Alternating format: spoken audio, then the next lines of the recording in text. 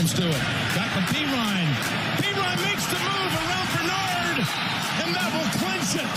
You can call it whatever you want. Three Chief, a Chief Pete, whatever it is.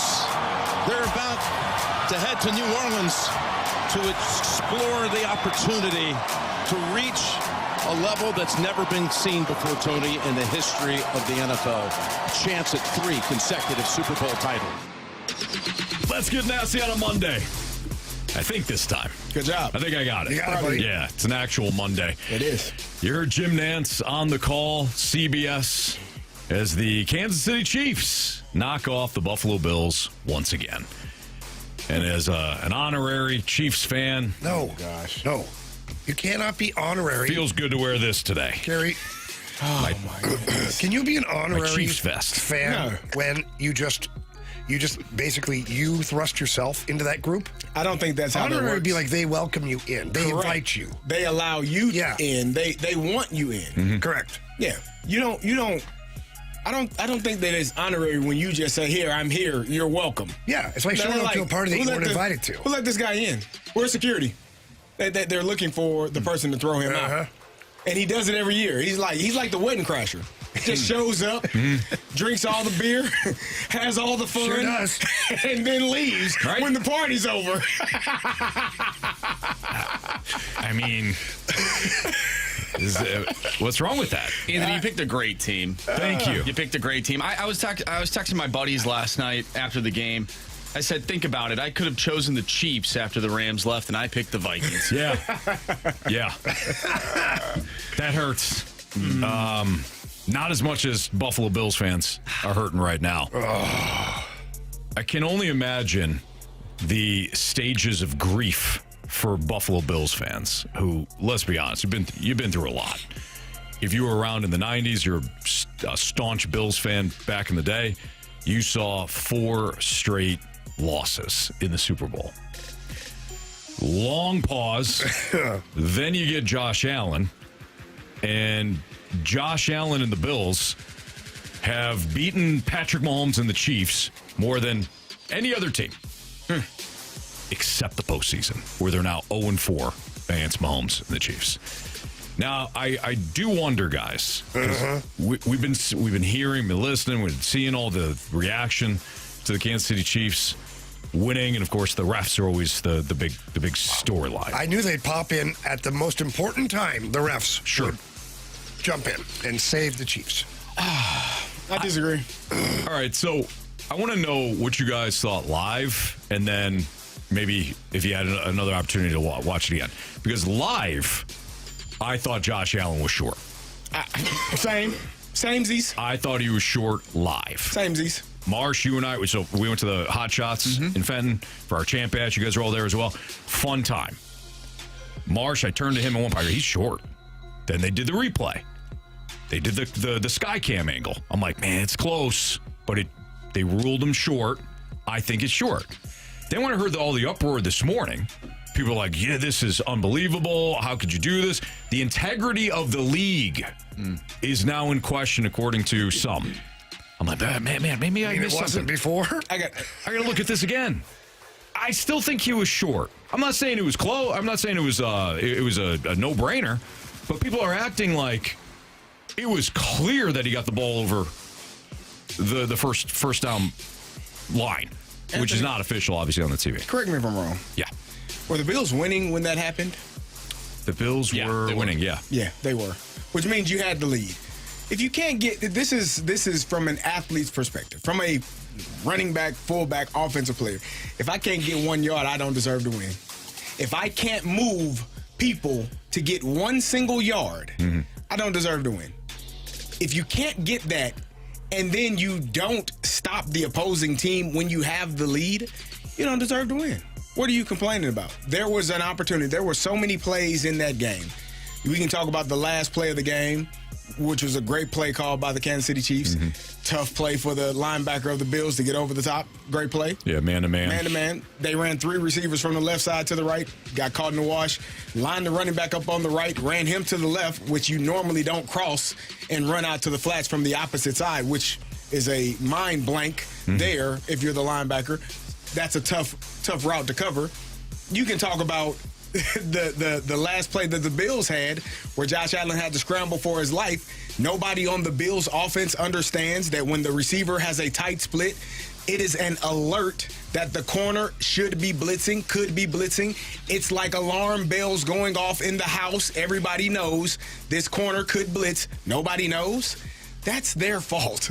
It's not the Kansas City Chiefs' fault. It's not the refs' fault. The Chiefs played well. The refs had nothing to do with this game. There have been games in the past where I felt like they got an unfair advantage. But this game was a good football game that was won by the team in Kansas City. Carey, some would argue that Josh Allen and the Bills did get the yard. He said, yeah, get the yard. Those people would be. Some would argue that they did. Here's how Except the referees. Here's how you make it definitive. You crawl. You walk. You get over the line standing up. Like if you. So should we go back in history and see all the touchdowns that it's just the tip of the football that breaks the plane and just erase those ones? That's the goal line. Mm-hmm. This is in the field of play. Well, it might as well have been the goal line based on the play. I mean, it was an important play. It was. It was a big shot. But it means that if it's that important, move those damn people 2 yards so the yard is definitive. Like if it's not definitive, and Marcia and I were talking about this in the office.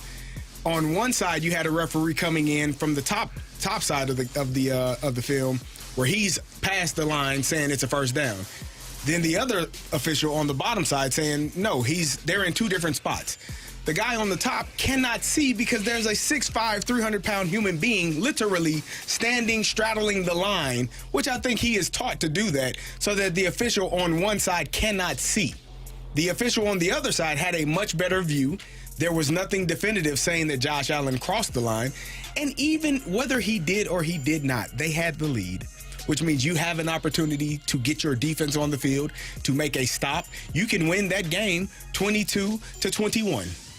Yeah, but Carey, if you make a stop. Let's be honest here for a second. No, man. There's nothing to do with the refs. That play is huge. It is. And it's not like, well, you had the lead, just get your defense out there. No, stop. But it is. But no, stop. Patrick Mahomes is on the other side. The less I can see him on the field, the better it is. So whether the Bills score on that play eventually or not or whatever, the less Patrick Mahomes is on the field, the greater your chances to win. Then get the first down. I don't. Some would argue that they did. But they didn't. They didn't. Like, if you get the first down, if I stand up, run across the...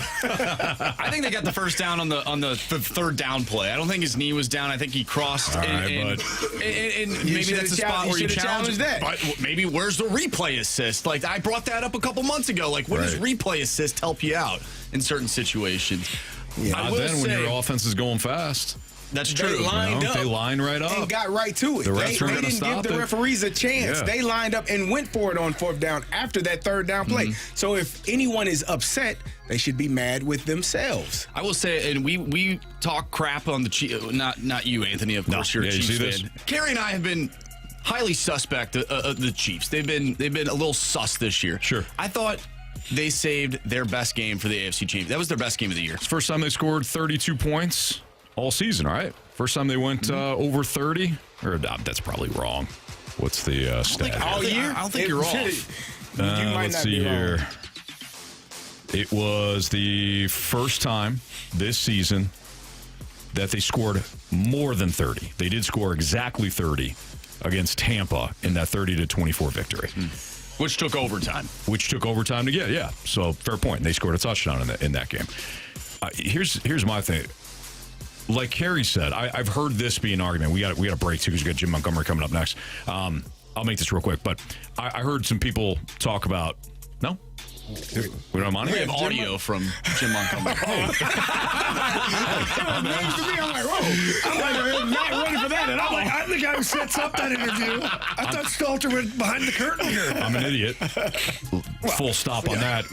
But in my idiotic defense, it does say 215 Jim Montgomery.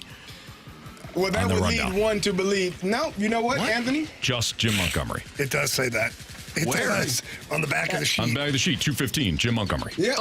Yep. I meant Jim Montgomery's segment. Got it. Okay. Yep. My bad. We apologize. No, it's all good. Because we were going to get Monty on if You were going to have to call We didn't him. want to leave you hanging. Although it is a game day, might say, I thought it was a little weird too, all but looked around. I was like, damn, man, That's I on really me. don't pay I'm the attention. guy who sets it up, and I'm like, huh? I remember you talking about. I really got to start paying attention. I remember you talking about the audio that we have and things like that. But when I looked down, I saw Jim Montgomery. I must have just not typed out the rest of. No, it's all good. It's all good. Marsh, you got a little lazy. Marsh, that's okay. Anyways. Things happened at Champ Bash. It was a good night. Man. It was a fun night. Yep, fun night. Getting back to the fourth down thing. I've heard people say, well, the refs and all that, it directly led to a touchdown. No, the 5 plays that the Bills allowed to the Chiefs to go right down the field, that allowed the touchdown. You can't excuse Buffalo not playing great defense right after a call like that. It didn't just directly. It's not like Allen got stopped and then somehow the ball popped out and then the Chiefs scored on that play. It was 5 plays after that. Well, there's 12 minutes left in the game. There was 12 minutes left in the game. People are acting like this. That was it. Emotionally, it was over. Well, then you're fragile. You don't deserve to go to the Super Bowl. Plus, let's be honest here. Let's walk down this path. Let's just say the refs want the Chiefs in the Super Bowl. What? The NFL wants the Chiefs in the Super Bowl. Let's just play this game. Nah. To what benefit? Because all I keep hearing is how people are tired. Football fans are tired of the Kansas City Chiefs. So I'm all ears on this. What would be the direct benefit for the NFL to have a team in the Super Bowl that nobody wants to see in the Super Bowl besides Chiefs fans? What is there certain money that's being exchanged here that I don't know about? Because normally when the books are cooked, there's some sort of advantage, right? What would the NFL be benefiting from? Because if you say that it's Mahomes in the Super Bowl, you have been screaming for a full season how you don't want Mahomes in the Super Bowl. So I don't know where the benefit comes in for the NFL to grease the wheels for the Chiefs to go to the Super Bowl. Help me out on this. I think there were a lot of people on the underdogs yesterday, though, so maybe Vegas benefited. They what? I think a lot of people were on the underdogs money-wise, Vegas, so I think okay, Vegas may have benefited. That's all I have to say. I'm willing to walk down this line. Droid FX says maybe it's Taylor Swift. Okay, I mean, people are watching the Super Bowl anyways. I can't imagine that that's the only reason. And Maybe. the refs are in on it. She does have, I believe, a 86% win percentage when in attendance. 86 or 87. And the Chiefs are. It's pretty good. Believe it or not, guys, I just think the Chiefs are really good. I would go with that. Yeah. Doesn't matter who's in attendance. Yeah. All right, so we don't have Jim Montgomery. Okay. Not today. Scratch that. Jamie? Not today. Scratch it. Yeah, I know. Thank you. I'll call Monty and let him know. Yeah, please. Please do. We will have him at some point this week.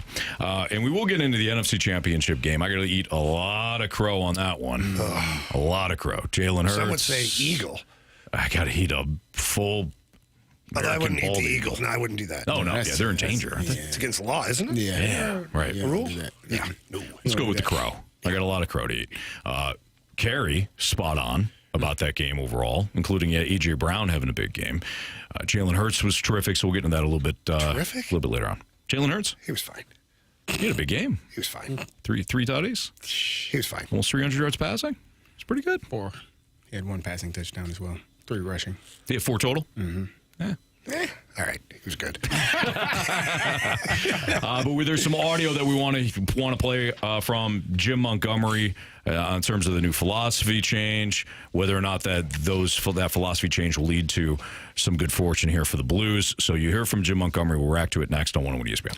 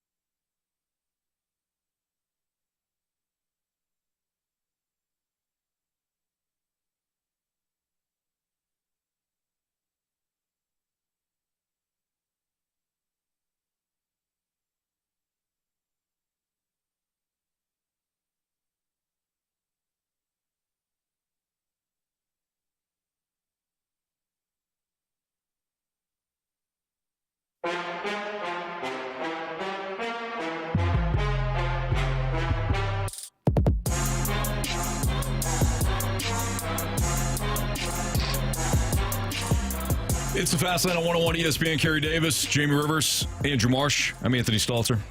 Could Jim Montgomery's new philosophy change the Blues' fortunes moving forward? Here's some audio from Monty on how he intends to get the Blues going. And in part of the audio is him talking about his philosophy on things. Here's Monty. We've looked at, as coaches, spending more time in the dressing room. I got to be honest, I'm not a big fan of it, but we're looking at everything. I think the dressing room is the players' area, and that's where it's their opportunity to communicate and own the room and kind of motivate themselves to get out there. I think the coach's job is to deliver a message, whatever the message is. And sometimes it's a motivational message, but that gets old. And sometimes it's just strictly X's and O's. But I know a lot of coaches, and I'm a big Pep Guardiola fan. And if you watch how the culture is in soccer, he's in the dressing room for like the last 10 minutes before they go out. And he's going around and he's bumping everybody. Now, they don't play as many games. They're starting to play as many games as us. But it's a different culture. But can we bring maybe half of that?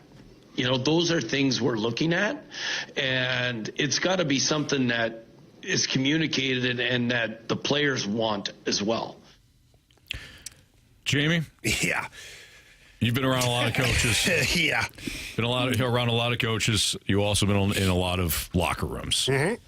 And I'm sure you've got opinions on how coaches have handled the locker room, whether it's sacred ground or not. Yeah. And I'm sure you've seen how some coaches do it very well. What did you think of what Monty said there? Well, there's a lot of good stuff there. I think let's unpack it in chronological order as best as I can here. He talks about, first of all, like spending more time in the locker room. He doesn't really like that because that's where the players, he's right. Nobody wants the coaches in there just lingering around, especially now that it's been discussed. Like, can you imagine tonight, let's hypothetically, sitting there getting dressed, getting ready for the game. Now all of a sudden, all the coaches are in the room, just kind of walking around, talking to guys. I'd feel like, okay, guys, if you want a babysitter, call the, I don't want to put an advertisement out there, but call them and have somebody come in here. You know what I mean? Yeah. Like, what are you doing in here? Right. Like, I understand we're trying to change things, but for me, as a player, like as a coach, I understand it. Monty's looking for a solution, and good on him, because so many times coaches say, well, we're sticking to it. Monty's pretty open about what he's willing to try and do, and he's kind of spitballing through the media almost, which is rare for coaches to do. But for me, if I'm an older player on that team, and not even older, a veteran player, somebody who's played in the league for 4+ years, guys, why is our coach thinking he has to be in here? Mm-hmm. Why do they think we're not ready? Why do they think we're not prepared? Why are we stinking in the first period? Like, the answers are here in this room. They're not in the coach's office. They're not out in the stands. It's right here. Do we want to be treated like children, and the coach has to babysit us and hopefully hold our hand to a good first period? And then why can we do it on the road? Like, what's going on here? Yeah. There's no technical answer for it. There isn't. Come out and play like a bunch of uncaged animals. And I can tell you this, Saturday night, like, I've been to a lot of hockey games. I've played in a lot, been to a lot. Now I work a lot of them. Very seldom do I get the feeling like I want to smash my head through a wall right now. No offense, Anthony.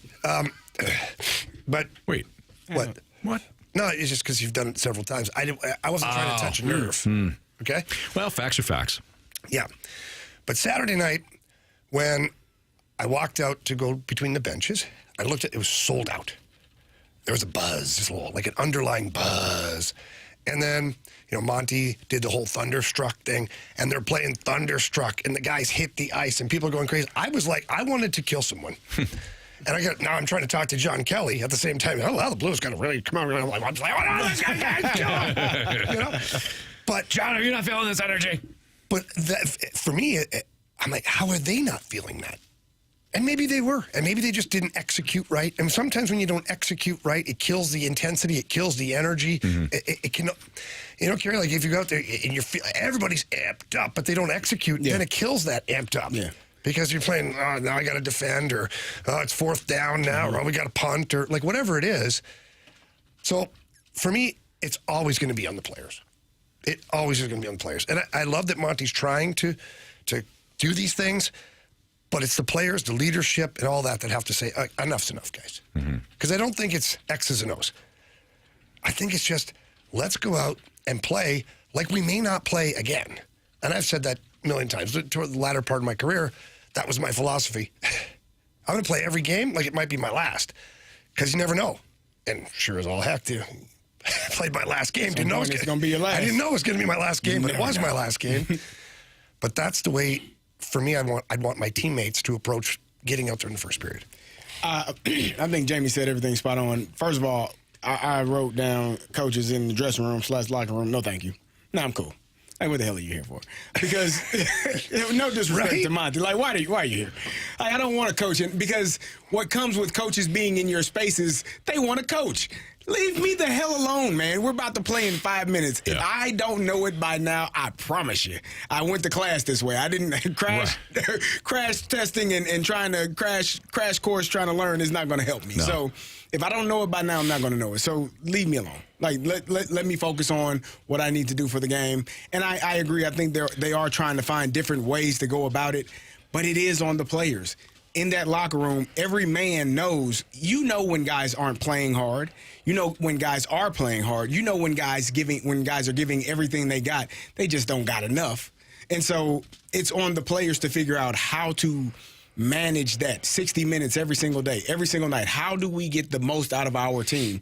And then, and as you were speaking, Jamie, part of me felt like, well, maybe they just don't have enough collectively. And maybe that's where they are as a collective. They don't have the collective star power or the collective enough to push forward and win those games. They have enough to win sometimes. And I think it can be frustrating, especially for fans of Cardinals and Blues, because you're looking at 2 seasons, 2.5, 3 years where you're like, we have not seen the playoffs. We have not seen success. We have not seen maybe the growth that you want to see. So you do become frustrated as fans. But when I see people text like, oh, they don't care to win, that is asinine to me. Like, that to me is like spitting in somebody's face to tell a professional athlete he doesn't care to win. Maybe one, but a group of them, no way. So they are giving the best effort that they have, but maybe their best isn't enough right now, and they got to figure out a way. They got to reset mentally and figure out how to be the best team they can be to win games. And one thing that I'm tired of seeing, too, is, and this isn't a dig at anybody in particular, but somebody said, shouldn't Shen be the locker room coach? Okay, I just want to be completely honest with all the listeners. And, Carey, you can chime in on this, too, because we've walked a mile in the same shoes, pretty much, okay? The captain is there because he's a good leader, and he does hold guys accountable. He's a liaison to the coach. The captain can't just magically come in, berate somebody, and make them a great player. It can't. Like, work that way. Even if Braden Shen walked in, and let's just use a hypothetical. Let's just pick Toropchenko. This way, I'm not in danger of saying somebody's not working hard, but let's just, because Toropchenko's a horse out there. But Shen's not going to come in and beat the snot out of Toropchenko because he wasn't ready to go in the first period. Because then he becomes a hated human. Yeah. Now, can he come in and challenge guys? And but ultimately, though, the player has to respond. Braden Shen can't, just like Jim Montgomery, can't make a guy do something. Right. So as far as a coach goes, and then, CD, you'll know this too.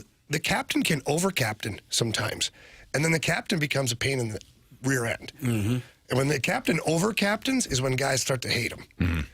And to your point, it's not solely on one person. Just because he has a C on his sweater, there are other people that are leaders in that locker room, in that dressing room as well, that have to and should speak up. And they probably are. But again, it's hard to play a professional sport. It's hard to win on a consistent basis. And until you figure out that recipe, it's going to be up and down, hit and miss. And until they can figure out how to go out there and figure out what their game is on a night-to-night basis, this is what you're going to get. I don't think that they lack talent. I do think they lack a superstar. I think they have some guys that could potentially be superstars, but they're not there yet. But just collectively, you have to all put your hand in the pile and say, this is how we're going to play. We're going to hold each other accountable. If you're not doing what we ask, we're going to let you know because this is what we all agreed to. And then that's how your team gets better every single night. Scott Perunovich was also traded today, so we'll get to that deal coming up in a little bit. So we still have plenty of Blues talk to come. We've got Jamie's keys to victory tonight as the Blues take on the Canucks. Pregame right here on 101 ESPN at 5:30. But coming up next, I've got to eat some crow on the Eagles and Jalen Hurts. And Carey was spot on with his take of the NFC Championship game. We'll get into that next on 101 ESPN.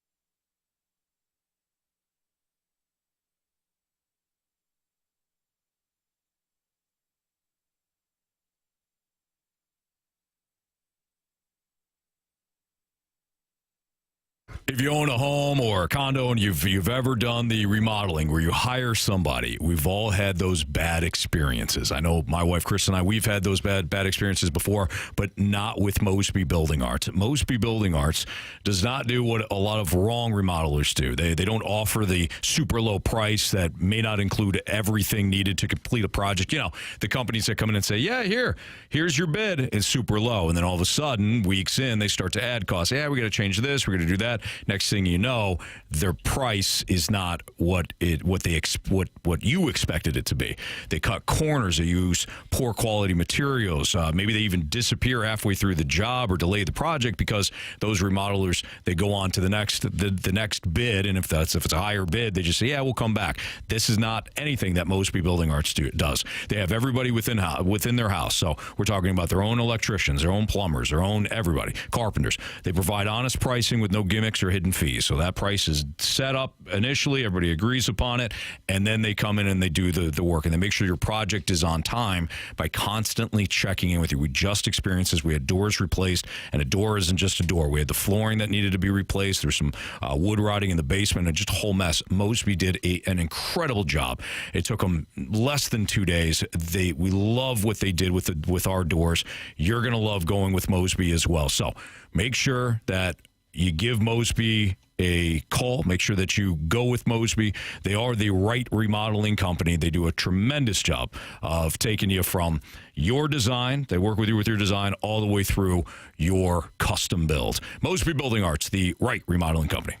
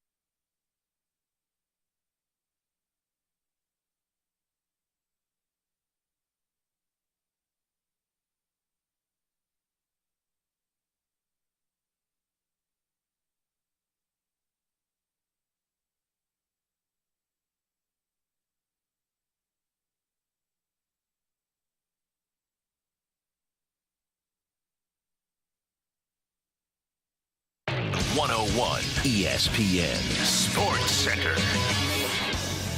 I'm Andrew Marsh. It's time for a Sports Center update driven by Johnny Londoff Chevrolet and Johnny Londoff Autoplex. The Blues taking on the Vancouver Canucks. Pregame starts at 5:30. Puck drop is at 6:30. We'll talk with Jeremy Rutherford, our Blues insider from The Athletic, at 5 o'clock, so stay tuned for that.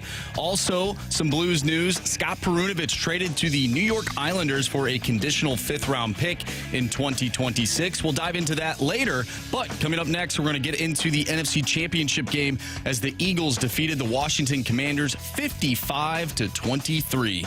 I'm Andrew Marsh, and the Sports Center update is driven by Johnny Londoff Chevrolet and Johnny Londoff Autoplex. See them at Londoff.com. Chevy, together we drive. Are you kidding me?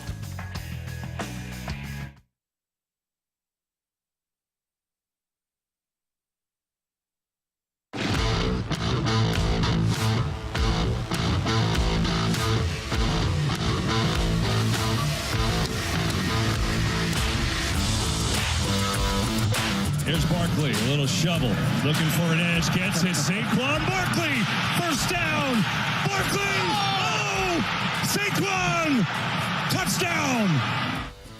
Yeah, that was the first offensive snap for the Eagles. As Saquon Barkley takes a toss sweep and goes to the house. What a joke. Nice defense. He's pretty good, guys. huh? That was pretty good. Nice defense here. Yeah, Dan Quinn. I don't like him now. Thank you. Although, nice guy. Saquon Barkley has a little something to do with it, too. Yeah.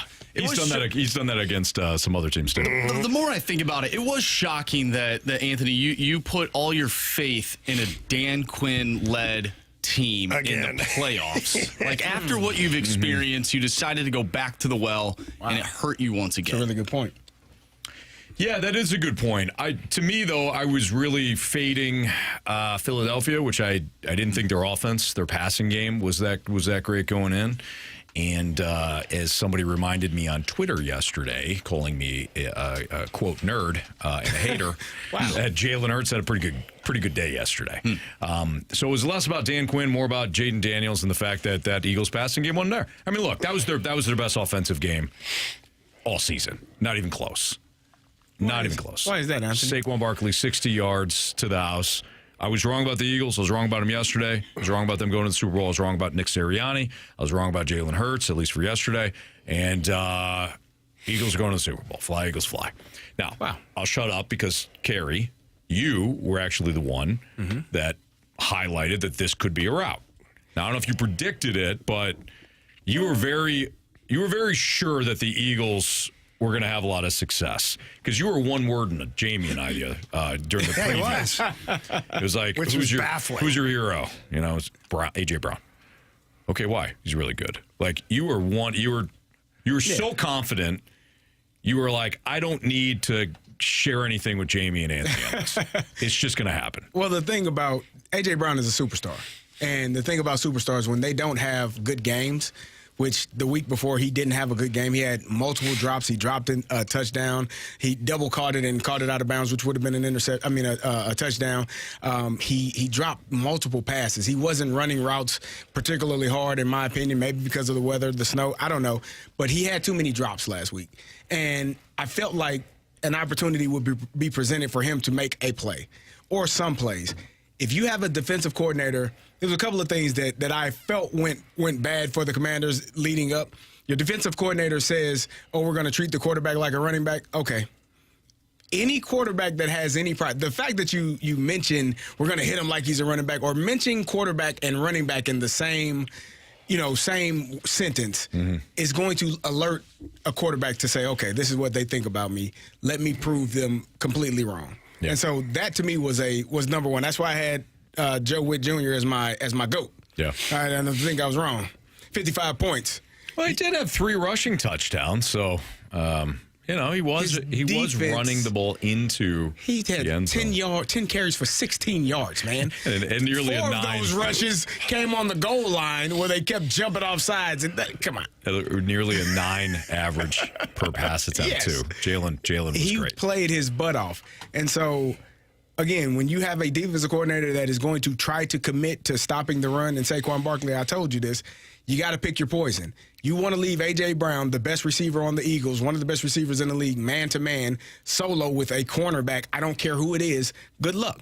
I wish you well, because what you're going to see is that 29, 30-yard pass where he's catching that on third and 9, or was it 4th and 5? I think 4th and 5. 4th and 5. You and I had the conversation yesterday at Hot Shots, and you had outlined it perfectly. You're like, this is what I was talking about, where you have to leave them one-on-one. Now, I don't know why there wasn't more safety help on 4th and 5, but maybe you hand the ball off to Saquon, he gets 5. There you go. You're blitzing people, and to so your you're point, trying to stop your poison. You got to pick your poison. So for me, I didn't know it was going to be 55 points, but I felt like A.J. Brown would have a better game, a much better game than he did the week before, because he dropped a lot of passes and didn't play particularly well.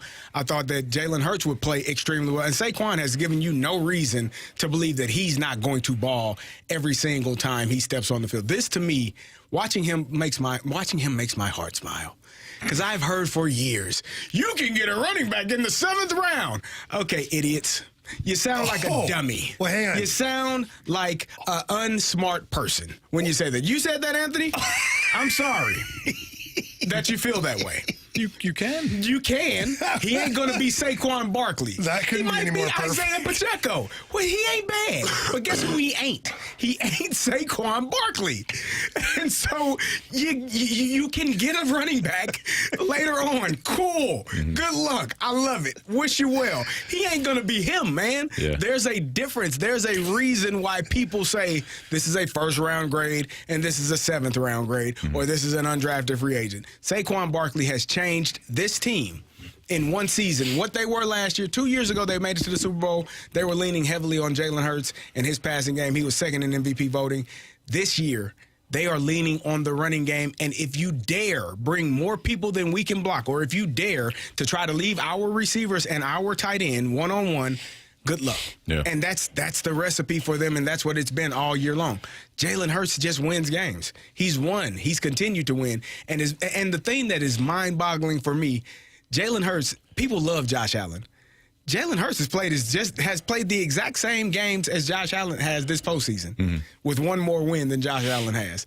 They loved, Josh Allen, he did it. Josh Allen, to me, I almost texted you all because I saw some things that reminded me of why I am afraid of Josh Allen. Because even Tony Romo said, "What is he doing?" Well, I don't know. He saw the flag. I don't know if Tony Romo qualifies though. Tony Romo might. He can call some games. Man, that he can do. Because he made a terrible decision to throw the ball downfield in double coverage for no reason other than, I got a big arm. Watch this. I don't know, Jim. Now watch this. Watch what I can do. Yeah. And Tony Romo, what the hell is he doing? Maybe he saw the flag. He didn't see the flag. He just threw it. So Jalen Hurts makes good decisions with the football. It makes a good decision when you hand the ball off to Saquon Barkley. And I'm looking forward to this Super Bowl. It's a rematch. It's an opportunity for, the three-peat for Kansas City, but it's an opportunity for Philadelphia to get their get back. They lost to this team a couple of years ago in the Super Bowl, and it was a great game. And so this is an opportunity to get that right. So I'm really excited about this. But Jalen Hurts, for me, is a good football player, and he doesn't get the credit that he deserves. I didn't think he had a good year, but he certainly came up big yesterday. But they were 15-2. And or 14. What was their record? Who? 14-3. They're 14-3, yeah. Philadelphia. Oh, yeah. You just said the quarterback for the Philadelphia Eagles didn't have a good year, and they only lost 3 games. Yeah. I thought the defense was phenomenal. Saquon was phenomenal all season long. Yeah. Somebody got to call the plays in the huddle. Well, listen. You know what I mean, Jamie? When you... Would have an OC for that, don't you? Doesn't he call the plays too? Yeah. In the huddle. Oh, well, yeah. Somebody has to call the plays. He has to call the plays. In fairness, Carey, I could call the huddles into play. Let me tell you something. If someone was telling you. Look, I sent you all a video about a week ago, and none of you all watched it, I don't think. John Gruden was doing just what you're talking about. He put together, he's doing at the Barstool. He had everybody at Barstool. He gave them a position, gave the quarterback, and you should go back. I watched it. It was funny. Watch it. And then he made those guys actually walk through the play, run it. Go watch it. It's one play, Jamie. You tell me if you can remember that. If I was playing football my whole life. Listen. Well, you just said right now. Well, I mean, you could. If you gave me a play and you gave me all the fancy names and everything, and you told wouldn't me, know who to go where. What you wouldn't know if people were lined up correctly. You wouldn't know who was supposed to get the ball. Play, no? You wouldn't know who's getting the ball. How do you know that?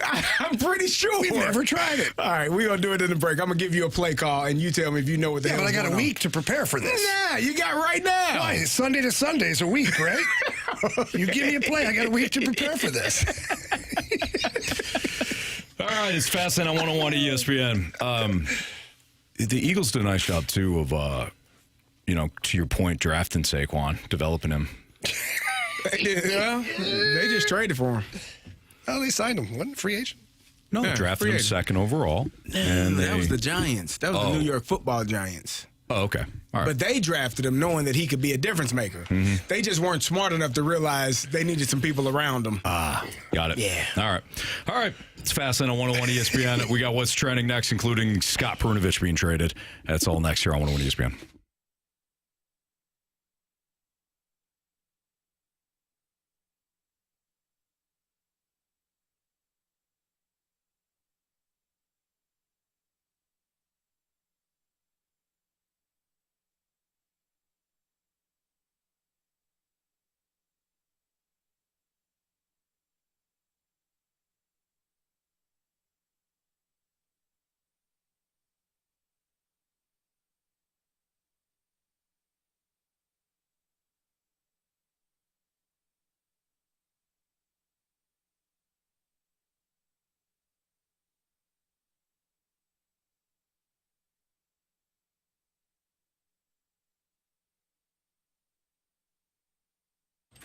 About a week ago, I was sitting in Las Vegas at the Circa Hotel and was with Derek Stevens, the owner of Circa, and we were watching football in the world's largest sports book. It's literally what it is. And I just thought to myself, this is unreal. And then I remembered that now Circa Sports is available on your phone, your iPad, whatever. They've got an app, the Circa Sports Illinois app, and it is bringing the world's largest sports book right to the palm of your hand. They've got unbelievable lines on their futures bets, great odds on every single game. In fact, the best odds. If you go to Circa Sports right now and you pull up the Super Bowl or anything like that, you go check that out on other apps that are available. You're not going to find better odds. That's because Circa Sports is the best. It's got an old school Vegas feel to it, too. There's no flashy promos. They don't try to give you something free and keep you on their app. No, they know that the best thing they can do is give you the best odds and the best payouts available. They've got high betting limits, and it really is easy to use. You can go to their website or the App Store and download the app today, and you can get started betting right now. So please don't miss out on the action. Download Bet Like a Pro with your Circa Sports Illinois app and join in on all the excitement. If you or someone you know may have a gambling problem, call 1-800-GAMBLER or text ILGAMB to 833-234.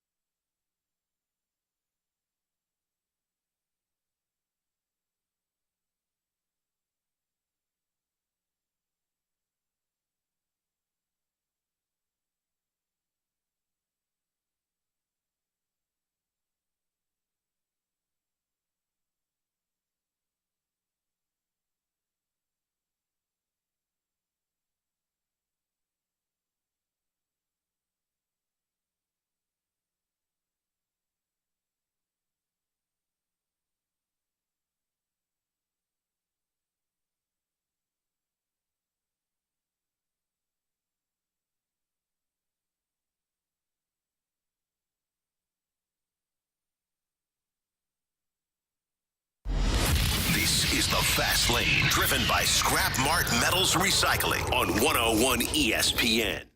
What are the hot topics in the sports world? What in the wide world of sports is going on here? Here's what's trending.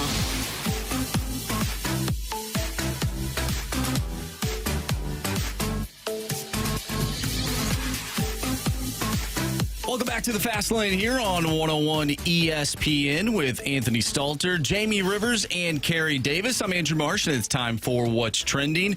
Gentlemen, earlier today, Jamie Rivers, New York Islanders, have acquired Scott Perunovich from your St. Louis Blues in exchange for a conditional fifth-round pick in the 2026 NHL Draft. I feel like we all saw this coming in some sense. Like, it wasn't really going to work here in St. Louis for Scott Perunovich. Are you shocked by this news at all? No. Not at all. I mean, he couldn't find ice time here. Mm-hmm. And so let's dive into this because, you know, I'm always entertained by social media and by certain people who have just different points of view on things. And there's a lot of people out there screaming about how this is a massive mistake by the Blues and that he never got a chance. I'm sorry, I just disagree. Like, he did get a chance to play. And in fact, he had a chance to quarterback the first power play unit. And how did that work? Not well. Not well. Look, Scott Perunovich, I'll say this, is an unbelievable individual. I really will miss him. I think he's a great guy. His teammates liked him very much. The coaches liked him very much as well. But this is not are you a good person league. It's can you play? Mm-hmm. And he wasn't going to find playing time here in St. Louis. Now, does Scott Perunovich go on and have an unbelievable career from this point on with the Islanders or whoever he ends up with? I mean, I hope he does. I hope he does. But here's the problem for Scott Perunovich is, one, he sees the ice excellent. He's got great skills. He walks the blue line as well as almost anybody in the NHL. He has a hard time playing a regular shift, though. And that's something I can tell you from my own experience. If you can't play a regular shift in the NHL, then you can't play regularly, meaning every game. Yeah. And that's where Scott Perunovich kind of got himself, you know, into a bad spot, and then also injuries. He was injured quite a bit in his young career. So we'll see what the future holds for Scott Perunovich. I just don't think there was going to be a spot here in St. Louis. And anybody who thinks differently about, like, oh, look how good he was in college, I'm going to repeat something I've said before. As a defenseman in the OHL, at 121 points one year, 32 goals, 27 power play goals. How did that translate to the NHL? It didn't. It happens, but I pivoted. I turned into a different player. But I wonder, yeah. No, I know what you're going to say. It doesn't matter. Okay. All I'm saying, no. It's been a good day for me. No. Okay, that came out wrong. Carey inadvertently called me an idiot or a dummy. That was an accident. That came out wrong. I said Jim Montgomery's on the show. He's not. You did know it was Monday, though. You did. I know what you were going to do there. Yeah. Different circumstances. Maybe this. You were going to punched by my mic. You were going to have my back on that one. Yeah. Okay, and that's why I said don't. I got you. I get you, and I appreciate what you were going to do. I hear you. My point, though, is that it doesn't always translate. Mm-hmm. It's not automatic that the player you saw in college or in junior hockey or over in Europe comes to the NHL and is the same player. Yeah. It's not. But what I had to learn to do is play a regular shift in the NHL. And Scott Perunovich now, that's his biggest biggest task is going to be playing a regular shift in the NHL so that the team he plays for is confident in dressing him every night and then letting him also expand his role within the team by helping a power play. So we get a good question from Grant Francis Fan Club. Do you read anything into the timing of this trade? Is Leddy almost ready, or is Kessel coming back up? I don't know that. I've been kicking on some doors here today trying to figure it out. Nobody seems to have an answer, and Army apparently has me blocked. No, I'm just kidding. I'm not going to ask Army because if he wants it out there, he'll tell everybody. Yeah. So I don't know. One would assume that Kessel's coming up or that Leddy's close. I would say Kessel coming up would be probably more legit based on the fact that Nick Leddy hasn't even had a full contact practice yet. So I wouldn't deem him to be ready to come back. But they'll have to have somebody, because if they get an injury, then they're gonna 5 defensemen. So got to do something. Yeah. Makes sense, too. I mean, yeah. Just circling back to the Perunovich trade here for a second. Anytime he touched the ice, he had an opportunity. You know? Anytime he touched the ice. Sometimes we get this way with the Cardinals, too. A certain player that you fall in love with, he's a young player. You think he just needs more of an opportunity. But if you get at least, 150, 300 at-bats in your career with that team should know what you are. And if they trade you, not saying they always make the right choice, but the point is, if you have any opportunity, that door opens up at all, that's up to you to make sure that you kick the damn thing in. And Perunovich was always that guy where people went back and forth on. If you just stay healthy, if you just this, if you just that, at some point you're just throwing out the excuses. If you're using the word if, that's your answer. And somebody says here, Jamie, what do you mean by taking the regular shift? It means that he plays every night, automatic that he's in the lineup every night, and the coach doesn't care who he's out there against. Like I tell that funny story of Mario Lemieux being on the ice and they're yelling at me to get the hell up. Yeah, get up! I'm trying. I wasn't ready to play a regular shift, and especially against Mario Lemieux at the time.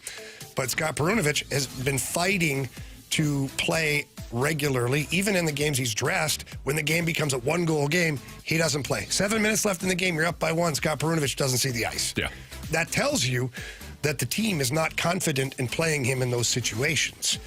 And then it also tells you something, too. It's 7 minutes left in the game. A power play comes up, and they go with Justin Falk instead of Scott Perunovich, who has been quarterbacking, because he gives them a better opportunity.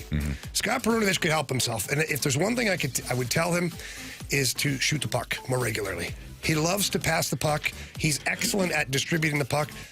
But the opposition has to fear the shot on goal as an option. Sure. They have to respect it. And if they don't, then it doesn't matter how well you pass the puck, you'll never be able to generate the offense that you're wanting to generate. Maybe the trade will unlock that for him. Maybe. Sometimes when you move around and you realize they were asking you to do a specific job and you were unwilling or unable to do it, you're like, oh, crap. I better shoot the damn puck or I might be looking for a job here shortly. Yeah, or another team, right? That's how it happens. You start bouncing around and you can't figure out, well, why? Right. What are all these idiots doing? No, maybe they're not idiots. Maybe they're just not seeing what, that you're not ready. Who knows? And if it doesn't work out on the island, maybe Ottawa will come calling. Ottawa or Boston, Florida, Detroit, Phoenix or Arizona. They're not around anymore. So maybe Utah. Sure. Yeah. You never know what happens, Marshy. You never know. Yeah.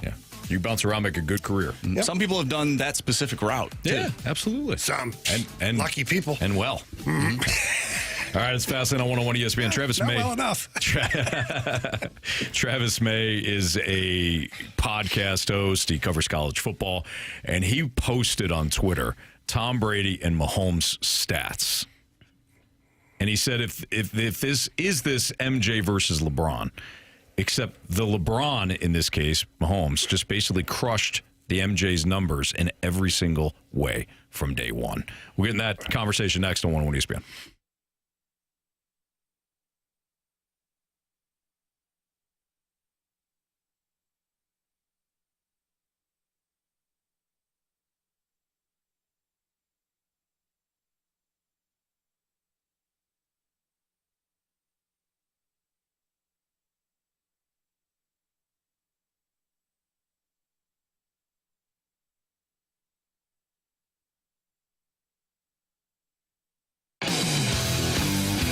Looking to add a new look to your vehicle?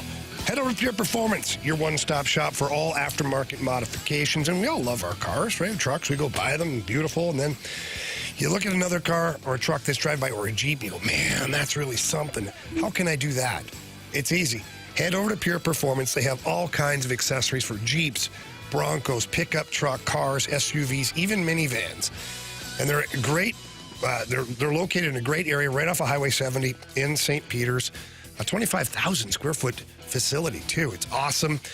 When you get over there, please ask for Shelby or Caleb Tell them Jamie Rivers sent you, and they're going to take great care of you. They always do. They're going to ask you what your vehicle is, what you're looking to try and do, and what your budget is. And then they're going to make sure that they maximize your budget for you, and they're going to produce an incredible vehicle. And this time of year, with snow and ice and all those things, make sure you've got good tires on your vehicle, because Pure Performance, not only do they have all the big oversized tires, they have every single tire for every single vehicle out there. So please check your tires, make sure they're safe. Pure Performance will take care of you for sure. Just head on in there. But if you can't get in there, it's pretty easy. Visit them online at pureperformance.com. Again, that's pure, P-U-R, performance.com.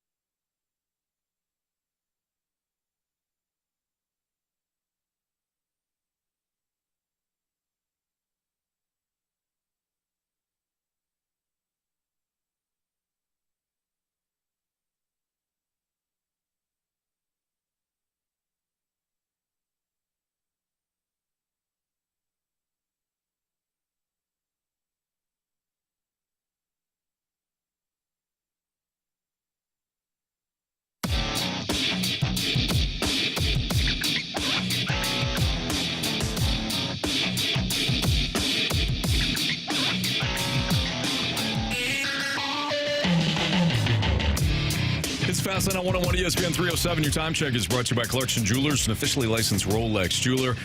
So I mentioned in the tease that Travis May, who can be found at FF_Travis M on Twitter, he does a podcast about college football and does some other NFL coverage as well for various websites. He's tweeted out the stats, the overall stats between Patrick Mahomes and Tom Brady.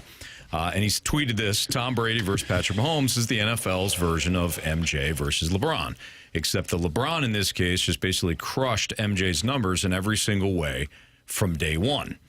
First 8 seasons for both. I won't read all the statistics for you, but Mahomes is, either neck and neck with most of them or outpacing Tom Brady. I don't think we're there yet with calling Mahomes the GOAT. It took a long time for Brady to kind of convince the majority that he was the new GOAT, because everybody was hanging on to Joe Montana and the fact that Joe Montana never lost the Super Bowl. But there was a point where Tom Brady eclipsed Montana in Super Bowls and then kind of crushed the whole conversation altogether. When do you think we will have the conversation about Mahomes? Is it all about the Super Bowls? Being the GOAT, you mean? Yeah. Because the numbers, like I said, he's outpacing them. Yeah. Now, I will say this, though. It's always so difficult to do these things, right? Because there's like different times, eras, style of play. And one could make the argument that Brady never had, apart from a couple of seasons, never really had the stars around him. Like he made guys like Wes Welker a star, Danny Amendola, Julian Edelman. Right. It's not like he had a Tyreek Hill or a Travis Kelce. Now he did end up with a Gronkowski. That didn't suck. Mm-hmm. And he had Hernandez for a little bit there, but we all know where that went. Anyways, you can check it out. There's a couple of documentaries out there. I've heard of them. But I've gotten to the point in my life where I feel like these are dumb. Mm-hmm. I do, because I've been blue in the face sometimes talking to people about how good Wayne Gretzky was. Mm-hmm. And like Connor McDavid would have 400 goals in that era. Okay, but can you imagine if Wayne Gretzky trained like Connor McDavid and had the same skates and stick and all that? Like, how good would he have been in today's game where there's no hitting? The guys aren't clubbing them over the head with their sticks. Like, so I got to the point I was like, I'm going to go insane. Mm-hmm. So I will say this. It's no secret. I'm a huge Tom Brady fan. I think what Brady was able to do as the Mr. Irrelevant, basically, he wasn't, but pretty close, to have the Hall of Fame career that he's had and be called the GOAT right now, that's incredible. What he was able to do with certain Patriots teams that were, quite honestly, unqualified to even be winning as many games as they did, that's unbelievable. Flip side, what Patrick Mahomes is able to do for an extended period of time now. And again, now Patrick Mahomes this year is going through a little bit of what Tom Brady went through. Doesn't have all the stars around him. He's got his old buddy, Travis Kelce, but he doesn't have Tyreek. He doesn't, like, Isaiah Pacheco was hurt for a lot of the season, all that stuff. Mahomes is finally, to me, like, okay, he's there. Like, he's on the podium with Tom Brady, and I don't know who ends up at the number one spot, but for me, it's irrelevant. These are two different style players that have dominated their era. Yeah, I don't know if we are there. It's all opinion based, right? Everybody, some people think Michael Jordan is the best player to ever play. Some people think it's LeBron James. Some people get mad that you skip over Kobe Bryant and go straight to LeBron James. Like it is Kareem Abdul-Jabbar. Or Kareem Abdul-Jabbar. Some people say, well, Bill Russell won more championships than all of them. He's the greatest. It's an opinion. I think when I watch the games, it's about which teams would you be more afraid of facing, or which player would you be more afraid of facing. And for me, at this moment, it's probably Patrick Mahomes that I would be more afraid of seeing at any moment, at any time, in any game that means making it to the Super Bowl or making a playoff run. It is Patrick Mahomes right now. But to me, I think some people just bypass Peyton Manning. To me, who is the greatest, in my opinion, greatest quarterback to play the game. 5-time MVP, right? 2-time Super Bowl champion. He didn't win 7, but the Super Bowl to me is a team effort, which is why I never say LeBron is not as great as Jordan because he doesn't have 6 championships. No, LeBron is not as great because he doesn't have all of the other accolades that Jordan had during his time in a shorter span of time. That's my opinion. Mm-hmm. It's not about the championships. It's about the player. And so for me, I think Patrick Mahomes is at 2 MVPs right now or 3. So I think he's at 2. He is at 2 Correct. MVPs. Through this time for Brady, he was at 1. So they have the same amount of championships, again, through to where Patrick Mahomes is compared to Brady. Same number of years. 6 Pro Bowls for Mahomes, 4 for Brady, 3 All-Pro, 2 for Brady, 3 for Mahomes. MVPs, 2-1 for Mahomes. Offensive Player of the Year, both had 1 to this point. Mahomes with 3 Super Bowls and Brady with 2. What do you make of the comment? Because I see it a lot, and I just saw it again here somewhere. I lost it, but it was said on here that Patrick Mahomes, head-to-head, Brady beat him twice. And Brady is in his 40s. Yeah. So what do you make of that? It's a team. They don't play against each other, though. Carey needed that. Jordan had teammates, too. LeBron had teammates. Gretzky had teammates. That's why I say it's an opinion-based argument. Okay, but what's your opinion, then, on people who say that? I think they Tom Brady and the only time Tom Brady and Patrick Mahomes are on the field is pregame and postgame.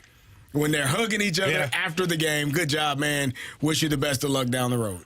they don't play against each other. So it's Patrick Mahomes' defense versus Brady and Brady's defense versus Patrick Mahomes. And if Brady's defense was better that day, then you're probably going to win. Or, as we were talking about, if damn D Ford don't line up off sides and you get the interception, game over, and then now it's 1-1. Right. So it doesn't do a lot for me. And what's funny, I think this is like a full circle thing, because I think back at that time, people were complaining about, well, the Patriots are getting all these calls, and like, 100%. Was he actually offside? And like, he was way offside. You know, but people are they're gonna say that stuff, and now that's what happens when you win, right? People start to complain. People hate you.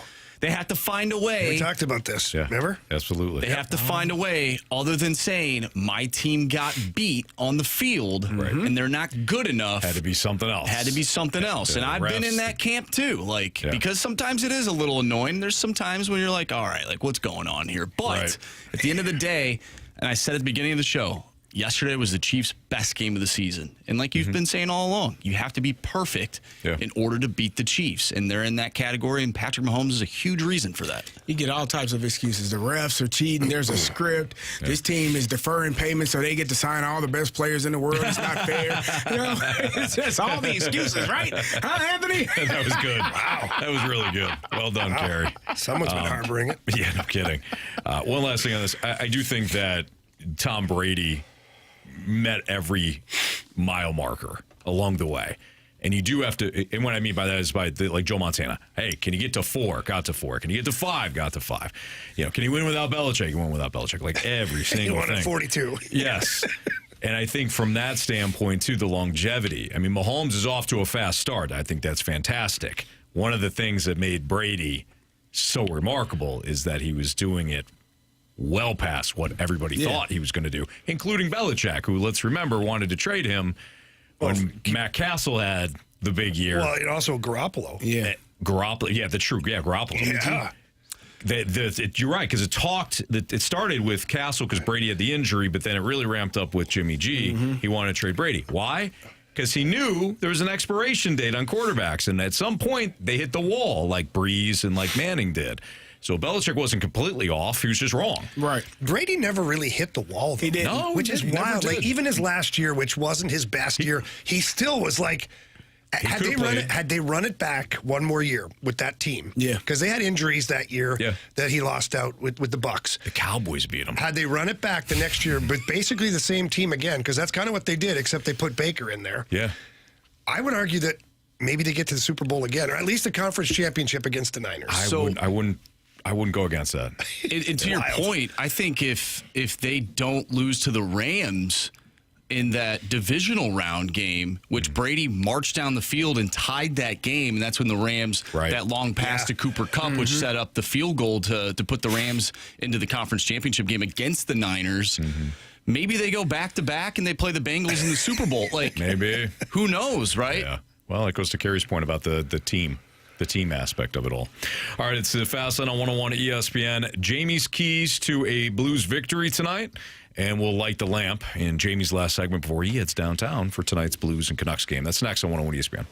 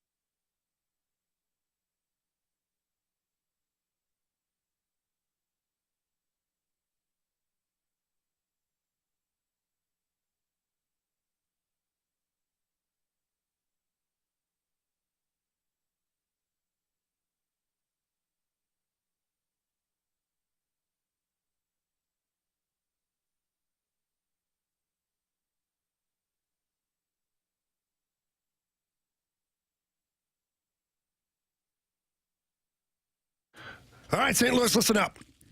The real estate market is a tough one to navigate, especially if you're looking to sell your home. Buying a home is relatively easy. You look and you find the listings and you go for it. But selling your home can be tricky. You have to understand the price range of your area. Maybe you have to know what upgrades to put onto your home to sell it faster. And if you don't have these answers, you can lose money. That's why I choose Gloria Loop. With your home sold guaranteed realty. She's been in the business for well over 20 years, and she has the answers to all of those questions, and she's going to be able to guide you through the entire process and get your home sold. So whether you live in St. Charles or Ladue or Brentwood, it doesn't matter. Gloria Lou knows that area, and she knows what's going to sell your home the quickest. She also has thousands of other people in her database that are looking for homes. So she can drive traffic to your listing, and that helps you sell your home for the price that you want and also faster and hopefully for more money than you expected. And it's really easy. All you have to do is pick up the phone and call Gloria Lou. Her number is 314-325-6888. Again, that's 314-325-6888. Or you can always visit gloriahasthebuyers.com.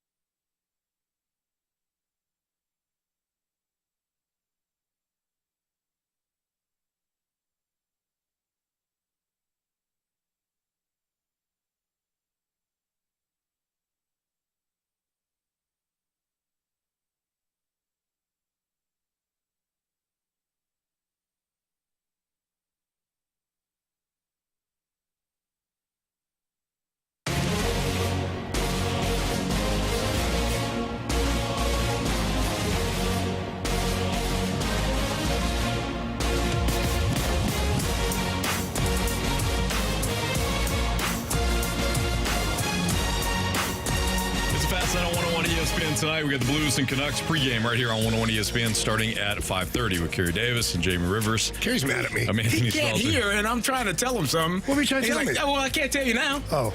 Jeez. I didn't know he's talking to me because I can't hear anything. So this is what I do. I say, Jamie. And I tap him on his, why? I was like, if I wanted everybody, I was trying to tell you something discreetly. Well, do this then. Wave your hand so I know to look in your direction. Now I got to land a damn jet when I want to get your attention. That's what you need from me. Good help. Whatever, Carey. He's telling you what he needs. He doesn't like old people, and apparently he doesn't like deaf people. They're usually what it's saying. He doubled down. Oh, I'm just kidding. You got to tip your hat. He doubled down. I mean, not always. Sometimes. But a lot of the times, you're right. Yeah. All right, Jamie, what are your keys to victory tonight? What? I'm on your good side. You're good. Yeah, I actually got them both in now. So, first of all, before we get to the keys of the game, we have yet to go over the lineup changes for Jim Montgomery. And I think it's pretty significant that he's moving some pieces around a little bit. And here's what he said this morning at pregame skate regarding some of the changes and why he's made those changes. Want more of a speed lineup tonight, so that was the thinking behind why Sonny's not playing and why we've injected Walker back into the lineup. I want to get that Faxa line back in because they give us a lot of energy, and I can match him up against anyone. 71, Mojo's doing a real good job, but Mojo can play center, so he's going to move and play with Bolduc and Saad to give a real fast line there. So it is telling that he's pulling out Oscar Sundqvist for a little bit more speed in the lineup. I don't think it's a secret that Sonny's not the fastest skater in the league, but it is also telling that he wants to get that WTF line back together because he trusts them. I mean, how often does a coach talk about, man, we're reuniting our fourth line? Mm-hmm. Yes. But that's the kind of impact they can have on the game because they play a regular shift, meaning they can play against anybody that goes out there against them. Matthew Joseph going to center between Bolduc and Saad. We'll see how that works out. I still think Bolduc should have stayed with Thomas and Buchnevich. They didn't have a great first period, but nobody did. But in the second and third period, that line was in the offensive zone the entire time. And I thought they were starting to find some chemistry, but Monty's going back with Neighbors in that spot. So for me, anyways, get back to the keys of the game. The obvious one. A good start. A good first period. You've got to be tied or better coming out of that first period. For me, if I'm the head coach, it would be great to be up by a goal, but if you leave the period tied, you're giving yourself a chance to win. So a good start. I think physicality. You need to continue to be physical. I thought that the Blues took over the game against the Dallas Stars when they decided they're just going to get physical. And they out-hit them like almost 3-1. It was crazy. I mean, Dylan Holloway had like 8 or 9 hits in that game. I'm a big fan. And no secret, I like that kind of hockey. But I'm a big fan of dominating physically in your home building. So I think that's a big part of it. And you have to continue to get bodies to the front of the net. Too many pucks that the Dallas goalie saw last game. Yeah, you outshot them, but 25 of those shots he had clear vision of. Can't happen. You got to get there, take away his eyes. So those are the 3 simple ones. I go on. I can rhyme off the 12 other ones that are like every single game we talk about, but those are the 3 top ones for me. All right, let's play Light the Lamp. And a couple of guys can really shoot the puck. Shooter! I must confess you scored first. Well, who was the first person? Breakaway! Shoots! Score! We got hockey to learn. All right, Marsh, what do we got for standings? All right, Carey still in the lead with 13 points. I'm right behind him with 12. Jamie stuck at 7. Yeah, but I've been stuck there. Man, this Anthony Stalter, this guy just keeps on getting 1 point at a time. He is now at 6 points. It's like a little chihuahua nipping at my heels. Just, little at a time, little at a time. So it's on me. It is on you, Carey. They moved him back to the first line. I think this is a good spot for him. Give me Jordan Kyrou. Wow, it just stops you dead. Come on. I mean, that's a hell of in your defense, you flat out told me you were going to do that last week. You're like, this stops now. It does. Next time we play, you're not getting them. Yeah. And you held true. Nothing man else. of his word. Man of his word. And spiteful as they come. We all discussed that yesterday. Yeah, we all have a very common trait. We had a really good conversation yesterday about how, and Marsh wasn't privy to it, but Marsh, it's a good thing because the 3 of us, we said, the thing about us is we're spiteful and we are stubborn. Yeah. Like the 3 of us, big time. Now, Marshy's stubborn too, but I don't think he's spiteful, which is good for you. I don't even think do you think he's stubborn? I don't think he's. No, I think he has a little bit of stubbornness in him. Every now and then, when you say something he doesn't like and he's digging his heels in, you get that look from in the microphone.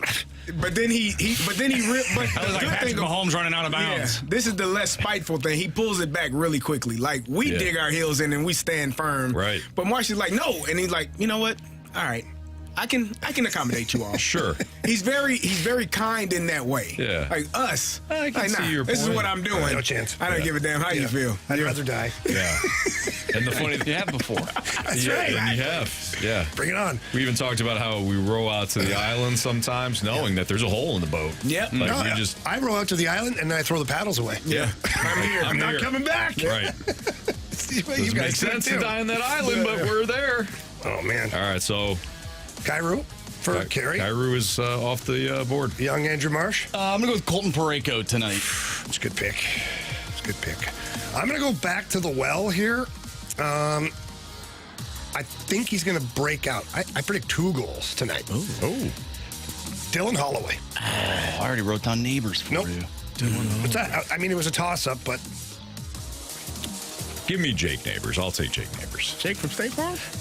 I was going to go Hollow. Obviously, I was going to go Kyrou, but Carey had other plans. I do apologize. No, hey, listen. No, I actually don't. No, there's no chance you apologize. If I don't like it, I got to play better. Yeah. Anthony, this could be a blessing in disguise for you. You never know. Could be. Some of the best decisions are the ones that people make for you. That's true. Absolutely. And I have been wrong because of my spite before. You have. Specifically against me. We all have. Yeah. Yeah. Like, that wasn't a good decision. Damn.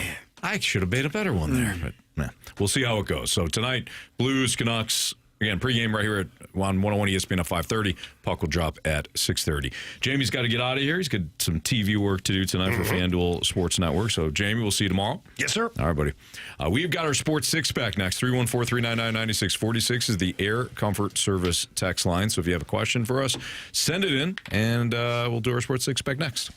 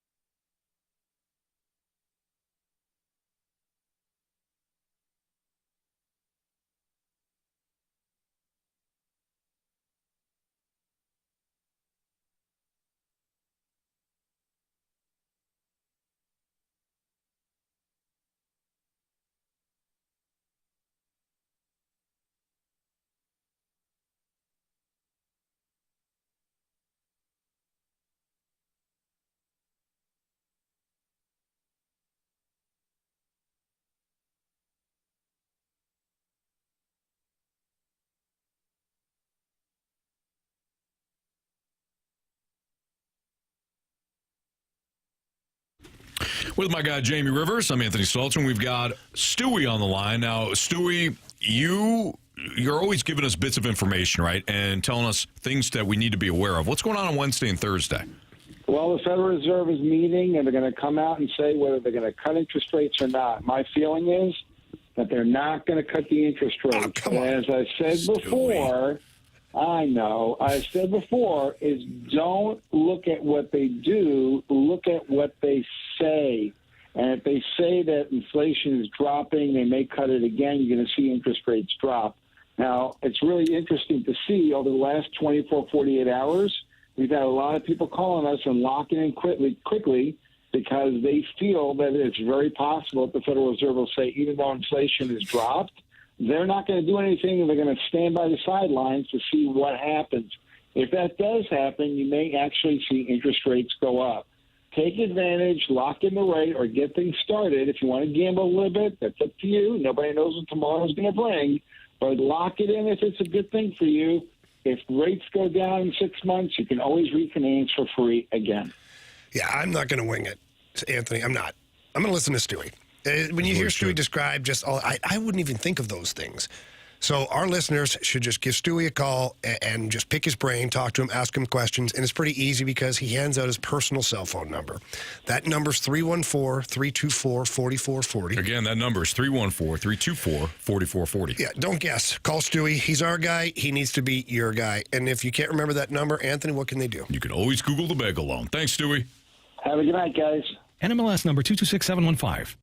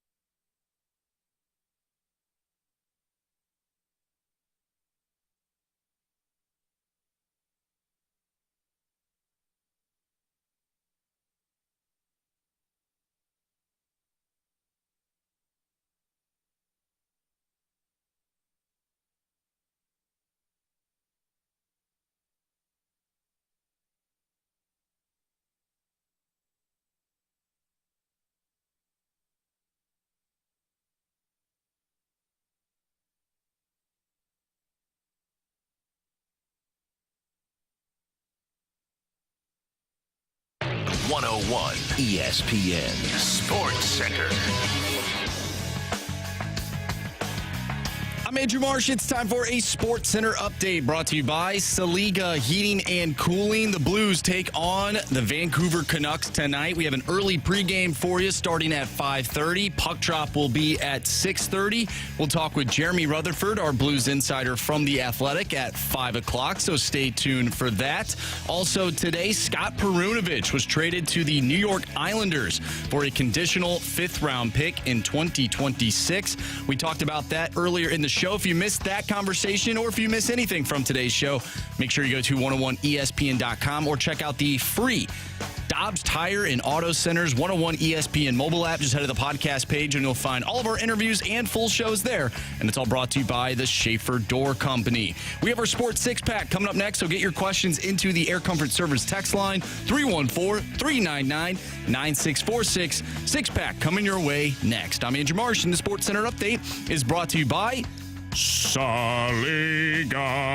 Heating and Cooling, an independent American Standard heating and air conditioning dealer.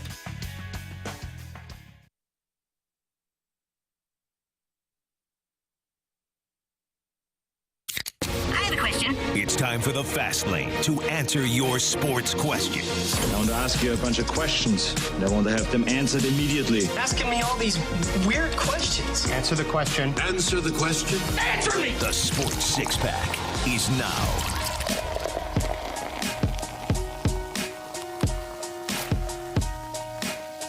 Time for our Sports Six-Pack here on the Fast Lane on 101 ESPN, at least part one of the Sports Six-Pack. Hey. Carey, what's up? It's hot in here. It's very hot Next time you come back from break, I might have a shirt on. Whoa! Hey. Turn that heat up, Anthony. Turn it up. How about that? Just saying. Snake Pit's got something Whoa! nice to look at today, huh? It's a little warm in here. Sweating. It's very hot in here. Might want to sweat out some of the toxins from last night, though. So. Like a sauna in here. Yeah, not a bad thing. Marsh, what do you got for our first question? Question number 1.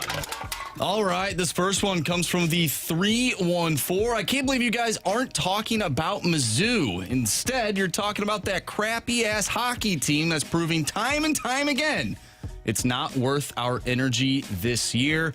Gentlemen, thoughts on the Mizzou Tigers taking down the Ole Miss Rebels 83-75 over the weekend? Mizzou is moving on up in the rankings. Mizzou has had a terrific season. I mean, they're 5-2 in SEC play, and they didn't have a conference win last season. It looks like Dennis Gates had a one-year hiccup in which the players that he had brought in last year didn't fit the scheme or his system as well as the previous season. So he had a one-year hiccup, and now Mizzou is back to being ranked. They're 16-4 overall, and the players, a lot of the players that he had brought in, are having big time seasons. I mean, they're having an excellent year, and I don't think there's nothing fluky about it. And the other thing too, Carey, is that the SEC is stacked this season. The SEC in basketball, for many years, the SEC, great football, okay basketball. This has been perhaps the SEC's most competitive season. Go look up Alabama's upcoming basketball schedule. Who do they got? Oh, they got everybody. Let's see. It's a little jammed. A little jammed. They got, you said basketball? Oh, to end the season, yeah. Their last 5-6 games are all against ranked opponents. They got Auburn. Got at Mizzou versus Kentucky versus Mississippi State, at Tennessee versus Florida, at Auburn. Auburn's the number one team in the country, in the land, you know? And Tennessee, at various times, has been number one. Florida is 5. Kentucky is 12. Yeah, they finished. That's 7 games. That's a gauntlet, one would say. Yep. Gauntlet coming up at 4 o'clock. Yeah, the real text in gauntlet. if you want to. And Alabama is number 4 in the country. Yes, they are. Yeah. That's not bad. I mean, hats off to SEC basketball. What is Mizzou's record versus Big Ten schools this year, you know? I can look that up, Carey. Well, they definitely have one loss. I definitely got one. It's the only one that matters. But no, in all fairness. How did Illinois do? I didn't see the one they lost to the Terps. Yeah, against Maryland. Thursday, but they beat Minnesota, I believe, yesterday. Okay. So we worry about the last game. Now, when you say lost, do you mean throttled? Well, I mean, a loss is if you lose by 1 point or 31 points. Doesn't matter. It doesn't matter. Okay. If you don't score a point in the second half at times and the team goes on a 30-0 run, it doesn't really matter. Still lost. Still going to be an L. Still lost. Sure. Not saying that I've seen that happen ever in an NCAA tournament. Well, if you, I was about to say, if you do, it's not going to be in a tournament. It's going to be, maybe it'll be in a tournament play or but something. If that team that does that goes on and win a championship, then you feel a little better? No? I don't know if you ever feel good about a 30-something odd run where you don't score for the majority of the second half. But I don't even know if that has ever happened. But for Mizzou, we talked about last year was a horrible year, right? And maybe the pieces didn't fit.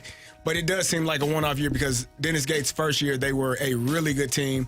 Last year, not so great. Now they're starting to come around. They're playing extremely well. They're winning games. They won in Florida a couple of weeks ago. They are a really good basketball team that's figuring some things out. So hats off to Coach Gates and to the Missouri Tigers. You guys think this is a Sweet 16 type team? Now let's not get ahead of ourselves. I think they're capable, but that's about as willing as just because as far as I'm concerned. we can hype up one team and we can hype up two different teams. They're in two different conferences. Carey, we don't have to push another team down. The only reason why I said that because I'm counting the SEC teams that are ahead of Mizzou. So one, Auburn, Alabama, Florida, Tennessee, Kentucky, Texas A&M, Mississippi State. Whew, Lord. Yeah, maybe they all make the Sweet 16. Is that likely? An entire SEC. You know what? Maybe there's a shift because clearly the football is not where it needs to be. There it is. Wow. I'm saying it's a shift. Carey. Basketball SEC is now the new thing. Hats off to those guys. Blowing out somebody else's candles really is good. Guys and gals. Blowing out somebody else's candles does not make yours burn brighter. All right? No. What if blowing out their candles and mine are the only ones still lit? Then they are burning brighter, aren't they? It's the only light in the house. Then you would be UConn, and you're not UConn. Well, Anthony, whatever. Did you see? Whatever, dude. The UConn coach Hurley when he said when he was snapping on the referee. Yes. He's like, I'm the best coach in the damn world. You know who I turn am? your back on me. The Lakers wanted me. Hey, you know who I am? I didn't take that job because they couldn't beat UConn Huskies. Exactly. Yeah. Question 2, please. Question number 2.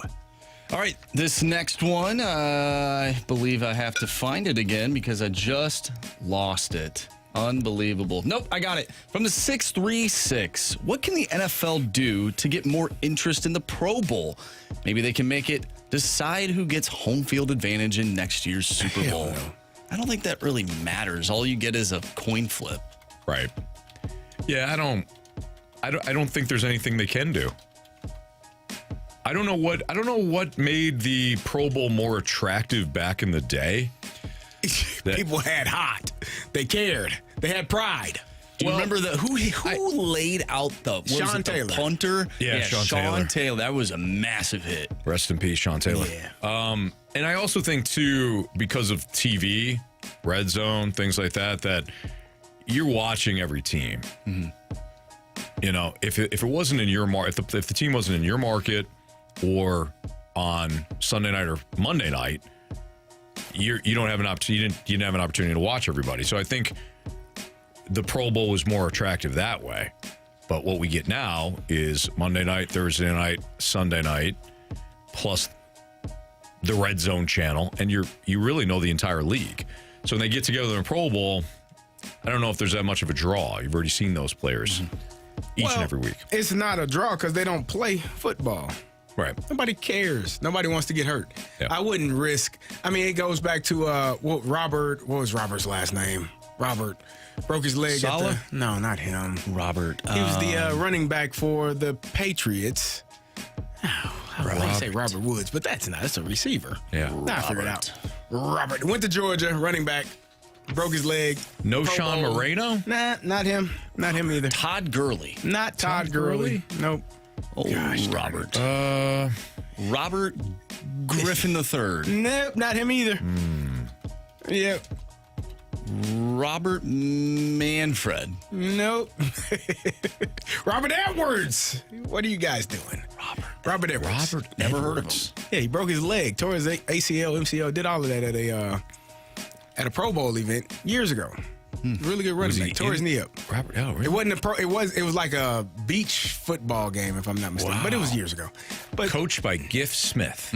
Yeah, no, I don't think he was. Don't think he was there? I think he was coached by Giff. It was a flag football game. It was years ago. But either way, players have decided that football is a dangerous sport. I don't know if you know that, Anthony, Marshy.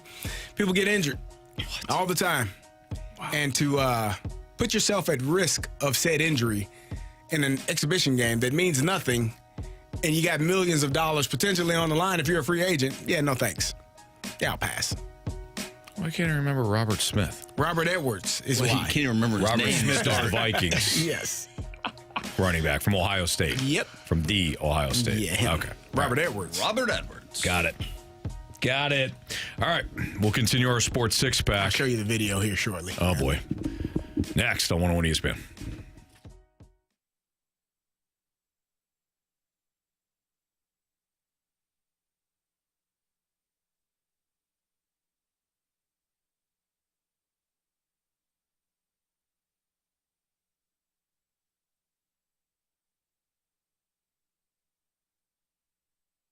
Hey, Missouri sports fans, got great news. Underdog is available to play in your state. And Underdog is the best place to cash in on all your takes during the NFL playoffs. We've got the big game coming up, of course. Which players could be going off in 2 weeks? Which ones do you think won't play well at all? With over 5 million happy players and $2 billion won, Underdog makes it fun and easy to cash in on all your favorite athletes' performances. And what's great about Underdog is that you can build your picks. You can play champions, build your picks by using different sports. You can have an NBA player tonight, an NHL player on Thursday, and then somebody in the big game between the Chiefs and the Eagles 2 weeks from now. You build your picks, whether you want to take higher or lower on certain stats. So, Patrick Mahomes, I really liked higher on passing attempts yesterday. Didn't work out, but if you like a certain stat and you would either higher or lower, Underdog gives you a chance to cash in big. Underdog is the best place to play. Sign up, deposit now with my promo code Anthony to get $1,000 back in bonus cash instantly. And if you're in Missouri, you get an additional $50 in bonus cash when you play your first $5 entry. Again, that promo code is Anthony. Must be 18 or older and present in a state where Underdog Fantasy operates. Terms apply. $10 deposit minimum. See UnderdogFantasy.com for terms and conditions. Concerned with your play, call 1-800-GAMBLER or visit www.ncpgambling.org.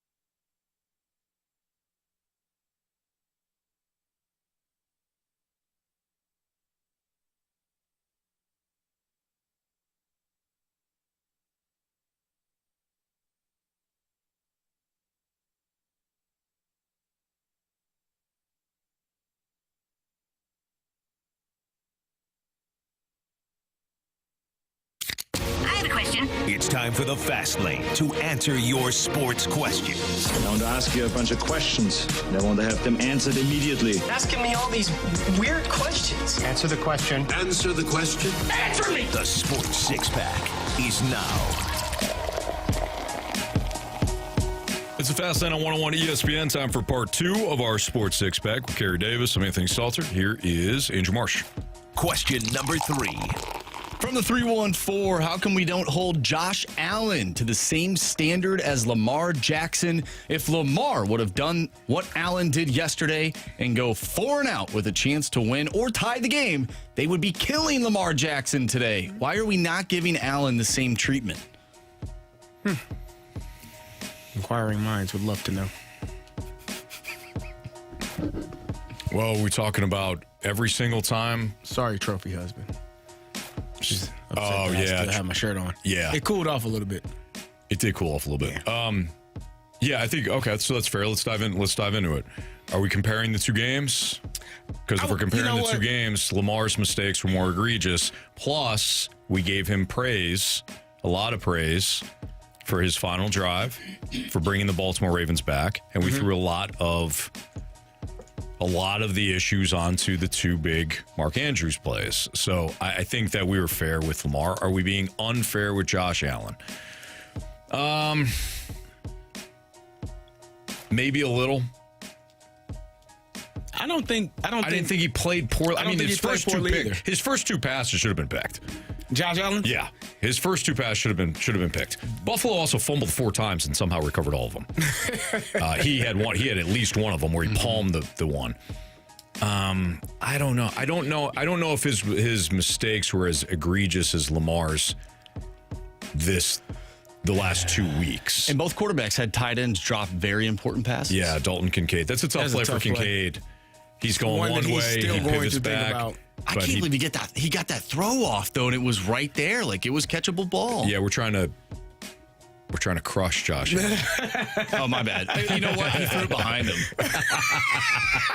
That's exactly how it works. I don't think, and I'd have to look at the numbers. Okay, so this is just an opinion here, but I don't think Josh Allen has had as big of mistakes as Lamar has had in the postseason. Like with that 13-second game, what are you going to criticize about Allen? Whereas I think he scored with too much time on the clock. Oh, that was bad coaching because you shouldn't have kicked the ball. You should have squibbed it. Yeah, dummy. But either way, sorry, he's not a dummy. I've been rude today. I'm gonna work on it. Oh, hey, listen. Call a couple people names. You gotta say, caller. You gotta say what's in your heart. Yeah. For me, looking at the comparison, I mean, Josh Allen threw for 237. He threw for 127 against the Baltimore Ravens. I thought Lamar actually outplayed him in that game, minus the interception and the the egregious fumble that he had. I thought he played better.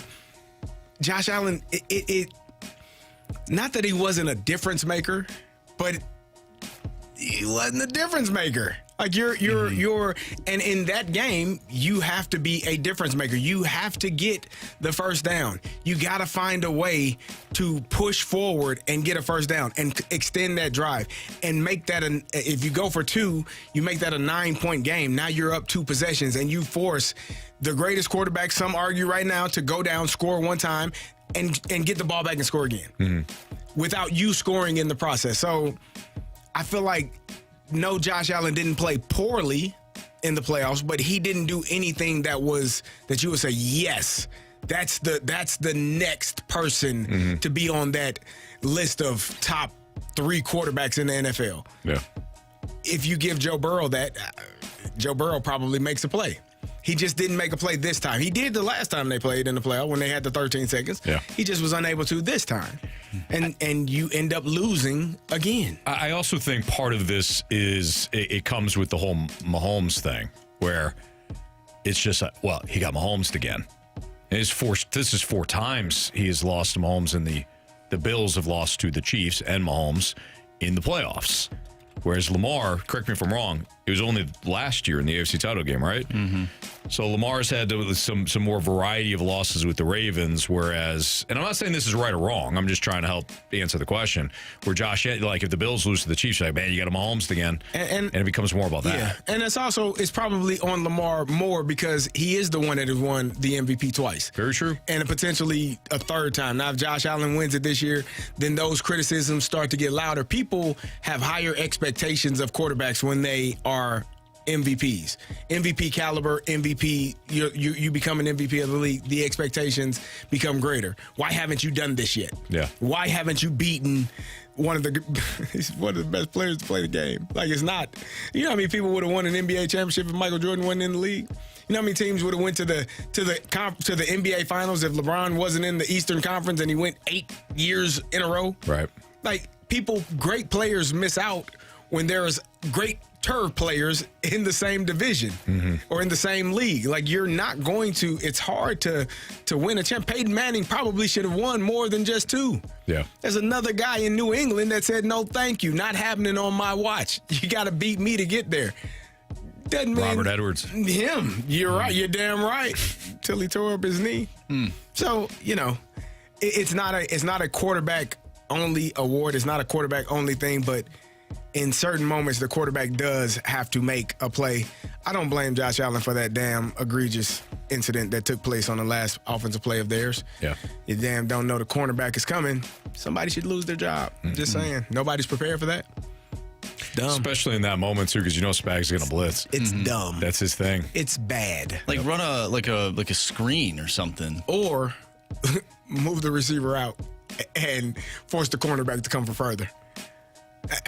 This is just my opinion. Yeah. I don't we didn't really get into the coaching aspect of that last night either. I mean, the Chiefs, some bad things. As Romo said, the Chiefs had Allen's tendency to go left over the guard when it comes to those pushes. The Chiefs had that figured out. The blitz call there at the end. How about Sean McDermott throwing a challenge flag on the Xavier Worthy catch when it was going to be a defensive penalty? Yeah. That was the best. That was the best he was going to get, was a defensive hold. Yeah. He was going to pick up the yardage, but he was still going to give the Chiefs are going to get a first down no matter what. It's 5 yard. It was holding or pass interference. It's holding. So it's a 5 yard penalty as opposed to a 30 or 40 yard gain. I don't know what the net yardage was. Like, what is the? He didn't catch that ball either. That ball hit the ground. The ball hit the ground. Either way, but people complaining about that one, right? The Chiefs are still going to have the ball first down no matter what. Like, I don't understand why he challenged that. Well, I think he challenged the wrong thing. He challenged that the Bills intercepted it. Yeah. He should have challenged whether or not that was a catch. Because if it's a catch, if they call it a catch on the field, which they did, right, and you are challenging that specific thing, then the yardage comes back. Sure. Right? It's just completely different. And who knows what that drive looks like? Yeah. Could be the difference in the game. But that's just knowing what to do in the right situation. Right. And, we talk about Patrick Mahomes being the best. I mean, the guy's got one of the best head coaches ever. Yes. Ever, Bob. Andy Reid is special.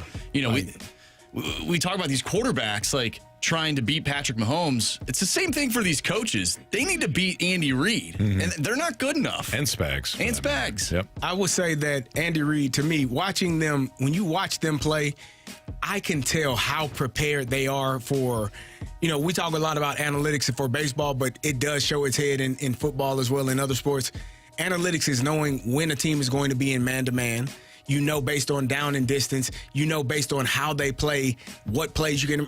The Chiefs ran that play where they faked everybody going left and Mahomes booted out to the right with Pacheco or Hunt out in the flat. Right. They ran that 4 times and got the first down each and every time, which leads me to believe that they know when they send that motion, that action one way, the Bills defense is going to jump out there and be all into it, and they're going to be able to get around the corner. Mahomes scored on 1 touchdown that way. He threw the first down to Pacheco late. He picked up another first down, I think, to Hunt on a 4th down. Like, he ran one and picked up the first down. They ran it 4 times.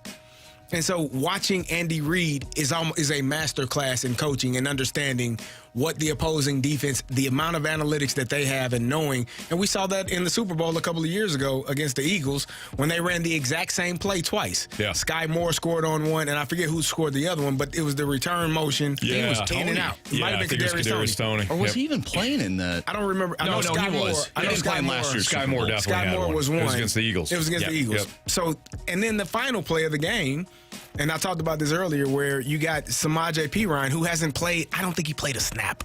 If he had played, he hadn't touched the ball all damn day. This is his first catch. First damn touch of the night.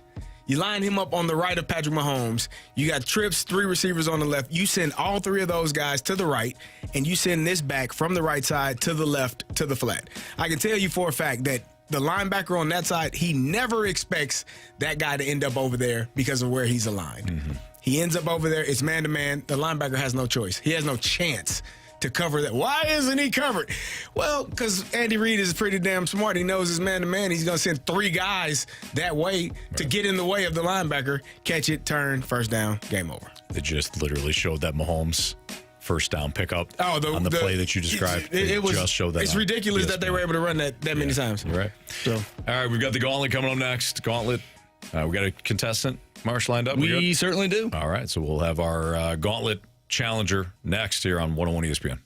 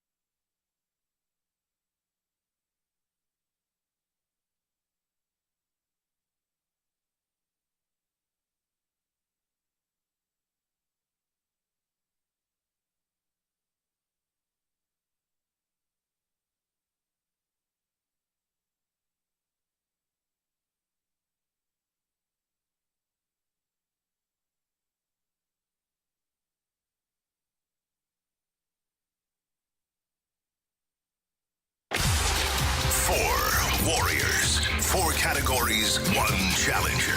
Can you survive the gauntlet? Brought to you by Blue Note Roofing. Roofing, siding, and gutters. Visit BlueNoteRoofingSTL.com for a free inspection. 4:05, your time check is brought to you by Collection Jewelers, an officially licensed Rolex jeweler with Carey Davis and Andrew Marsh. I'm Anthony Stalter, guy Jamie Rivers, downtown for tonight's Blues game. Of course, you can listen to all the coverage right here on 101 ESPN starting at 5:30 tonight for the pregame show. We've got Kyle on the line right now for the Gauntlet. What's up, Kyle? Hey, guys. How you doing? Doing good. Appreciate you playing. Thanks for listening today. Would you like to take on Marsh, Carey, or me? Let's take on you, Anthony. Oh, hey, yeah. You catch me at the right time. Catch me at the right time. I'm hoping. All right, good luck to you, Kyle. Thank you. Good luck. Thank you. All right, Kyle. Anthony is heading to the cone of silence. Tell Marshy to spin that wheel. Marshy, spin that wheel. Kyle, is there a category you're looking for or want to stay away from? Yeah, you know how this works, huh? The wheel knows. Yeah. The wheel knows. All right, so it has been chosen. It's been this category for the 3rd straight time. You know, the Chiefs are going and trying to win the Super Bowl for the 3rd straight year in a row. No, it's not football, Carey. It is baseball for the 3rd time in a row. All right, Kyle. Is that the category you were hoping for? It'll be all right. It's okay. All right. Well, you know how this goes. You answer the question correctly, you get 2 points. Without the options, you answer it correctly. With the options, you get 1 point. And if you answer incorrectly, you get 0. And we'll see if you're able to beat Anthony Stalter today and send him to the penalty box. You ready to roll? Absolutely. All right, here we go. The Cubs are reportedly acquiring former Astros closer Ryan Pressly, with whom did Pressly begin his major league career back in 2013? Oh, I'm going to need the options there. Is it the Oakland Athletics, the Minnesota Twins, or the Boston Red Sox? Oh, man. Let's go Minnesota Twins. Final answer. Question number 2. On April 8th, 2003, who became the first Yankees player to belt a grand slam in his Yankee Stadium debut? Oh, man, this is really hard. At least baseball's not quite up my strong suit. Let's go with the options. Options are Alfonso Soriano, Alex Rodriguez, or Hideki Matsui. 3. Let's go A-Rod. Final answer. Question number 3.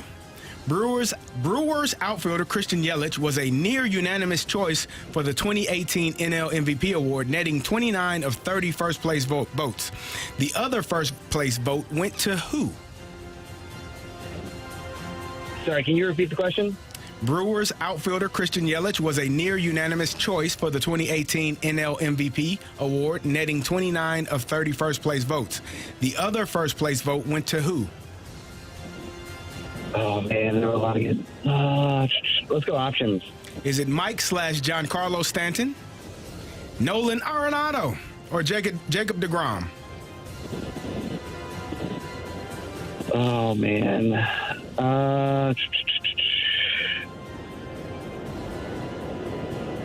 Let's go with the first one. Stanton? Final answer? Yep, final. Question number 4. A little over 10 months after being selected number 1 overall, Paul Skeens made his first Pittsburgh Pirates appearance. Can you tell us the team that he faced last May 11th, striking out 7? I'm going to need the options again. Options are the Chicago Cubs, the Detroit Tigers, or the Cincinnati Reds. I was thinking the Reds. Let's go with the Reds. Final answer? Yep. All right, let's get Anthony back in here from the Cone of Silence. Kyle, how you feel? Oh, that was rough, man. It's always tougher in the hot seat. Yeah, it is that way at times. Anthony is back in the studio putting on his headphones, and he's how's the Cone of Silence, sir? It was real quiet. It's cooler in there, too. Oh, man. Yeah, it was kind of nice, I'll be honest. Did you debate coming back in? I did. Okay. They'll be fine. I don't blame you. Yeah. It is hot as hell in here. Yeah, I concede this to Kyle, and, you know. I don't know. Can you do the show from in there? Yeah, I think so. Really? Yeah. Oh, I think so. I don't know. I'll see Actually, you guys later. Nope. You definitely can't. All right. Carey can do it. Oh, hell no. We won't be on Carey, there. you just got to hit this button and then hit that button and then hit this button. We won't have a job. Sirens are going off. Anthony. Yes, sir. Your category today is baseball. Okay. Marshy, tell him. Pack a lunch. All right. Question number 1. The Cubs are reportedly acquiring former Astros closer Ryan Presley. With whom did Presley begin his major league career back in 2013? Ryan Presley. I think he was a Philly, but why don't I get those options? Is it the Oakland Athletics, the Minnesota Twins, or the Boston Red Sox? Good thing I asked, huh? All right, so I was trying to listen for the Phillies. So can you say it again? A's, Twins, and Red Sox. A's, Twins, Red Sox. Ryan Presley.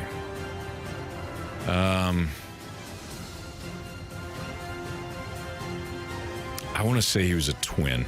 Minnesota Twins. Final answer. Question number 2. And Anthony, your father might be disappointed in you if you get this wrong. On April 8th, 2003. April 8th, 2003. Who became the first Yankees player to belt a grand slam in his Yankee Stadium debut? In 2003? 2003. Yankees debut. Yankee Stadium debut. Yankee Stadium debut in 2003. So this could either be a first-time Yankee or a young player that came up. So 2003. Grand Slam. I got to ask for the options here. I'm going to try to narrow this down. Options are Alfonso Soriano, Alex Rodriguez, or Hideki Matsui. When did they get A-Rod? It wasn't until... Was that 03? Or Hideki Matsui? Gotta be A-Rod, right? They got him in 03. Or was that 04? I'm gonna go with A-Rod. Final answer. Question number 3. The Brewers outfielder Christian Yelich was a near unanimous choice for the 2018 NL MVP award, netting 29 of 30 first-place votes. The other first-place vote went to who? 2018.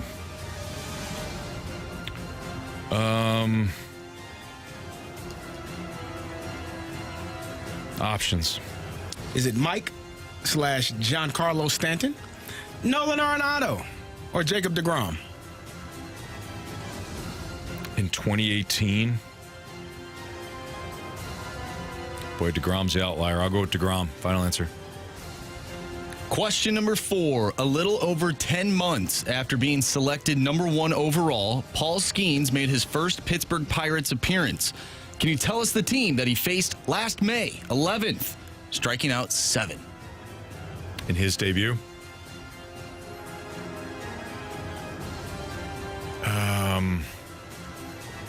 Reds. Final answer. I feel like I got 0.0 right. We'll see. Well, let's start there. A little over 10 months after being selected number 1 overall, Paul Skeens made his first Pittsburgh Pirates appearance. Can you tell us the team he faced last May 11th, striking out 7? Kyle, you said Reds with the options. Oh. Anthony, you said Reds without the options. The correct answer is? It is the Chicago Cubs. 0-0. Kyle, I got a feeling this one's going to be rough. I felt the same way. Okay. Let's go to question number 1. The Cubs are reportedly acquiring former Astros closer Ryan Pressly. With whom did Pressly begin his major league career back in 2013? Anthony, you said it's got to be the Phillies. Well, let me take the options. Oh, I was listening for Phillies. Let me hear the options again. You went with the Minnesota Twins. Kyle, you also took the options. You said the Minnesota Twins. Wow. The correct answer is... Congratulations, it's the Minnesota Twins. All right. We got a 1-1 tie. Way to go, Kyle. On April 8th, 2003, who became the first Yankees player to belt a grand slam in his Yankee Stadium debut?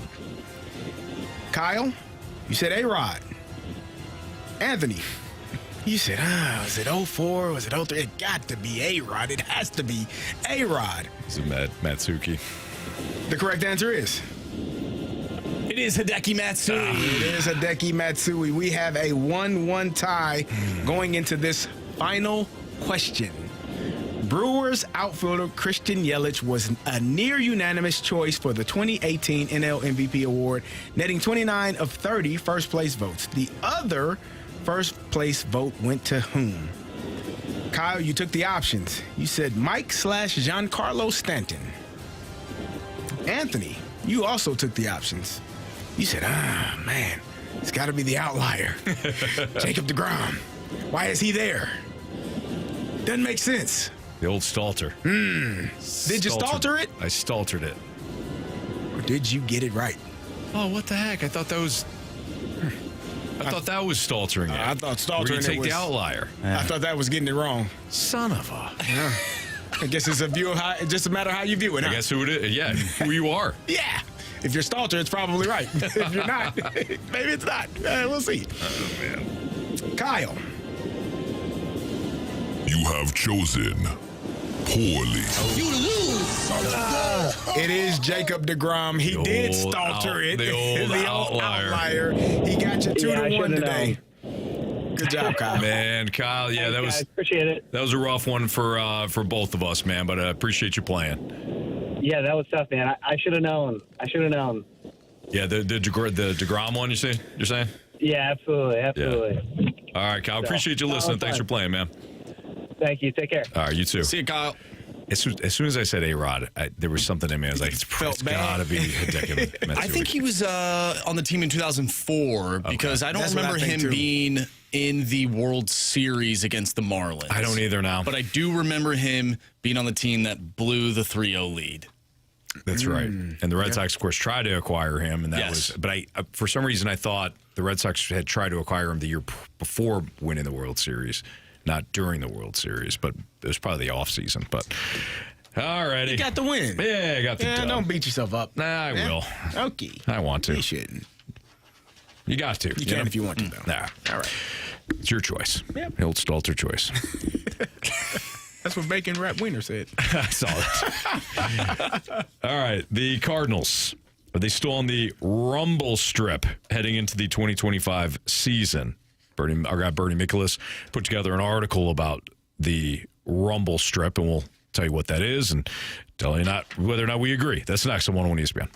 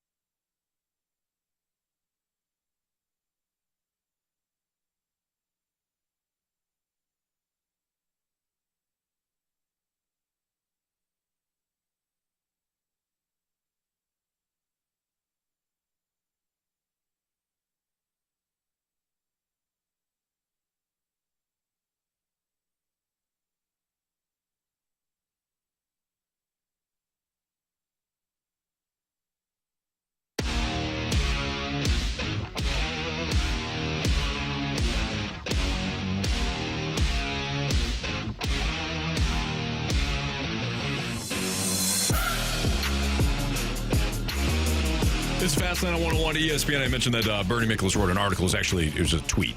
So Bernie said the problem with the St. Louis Cardinals this offseason is the refusal to pick a lane. They don't want to rebuild, but aren't being aggressive about winning.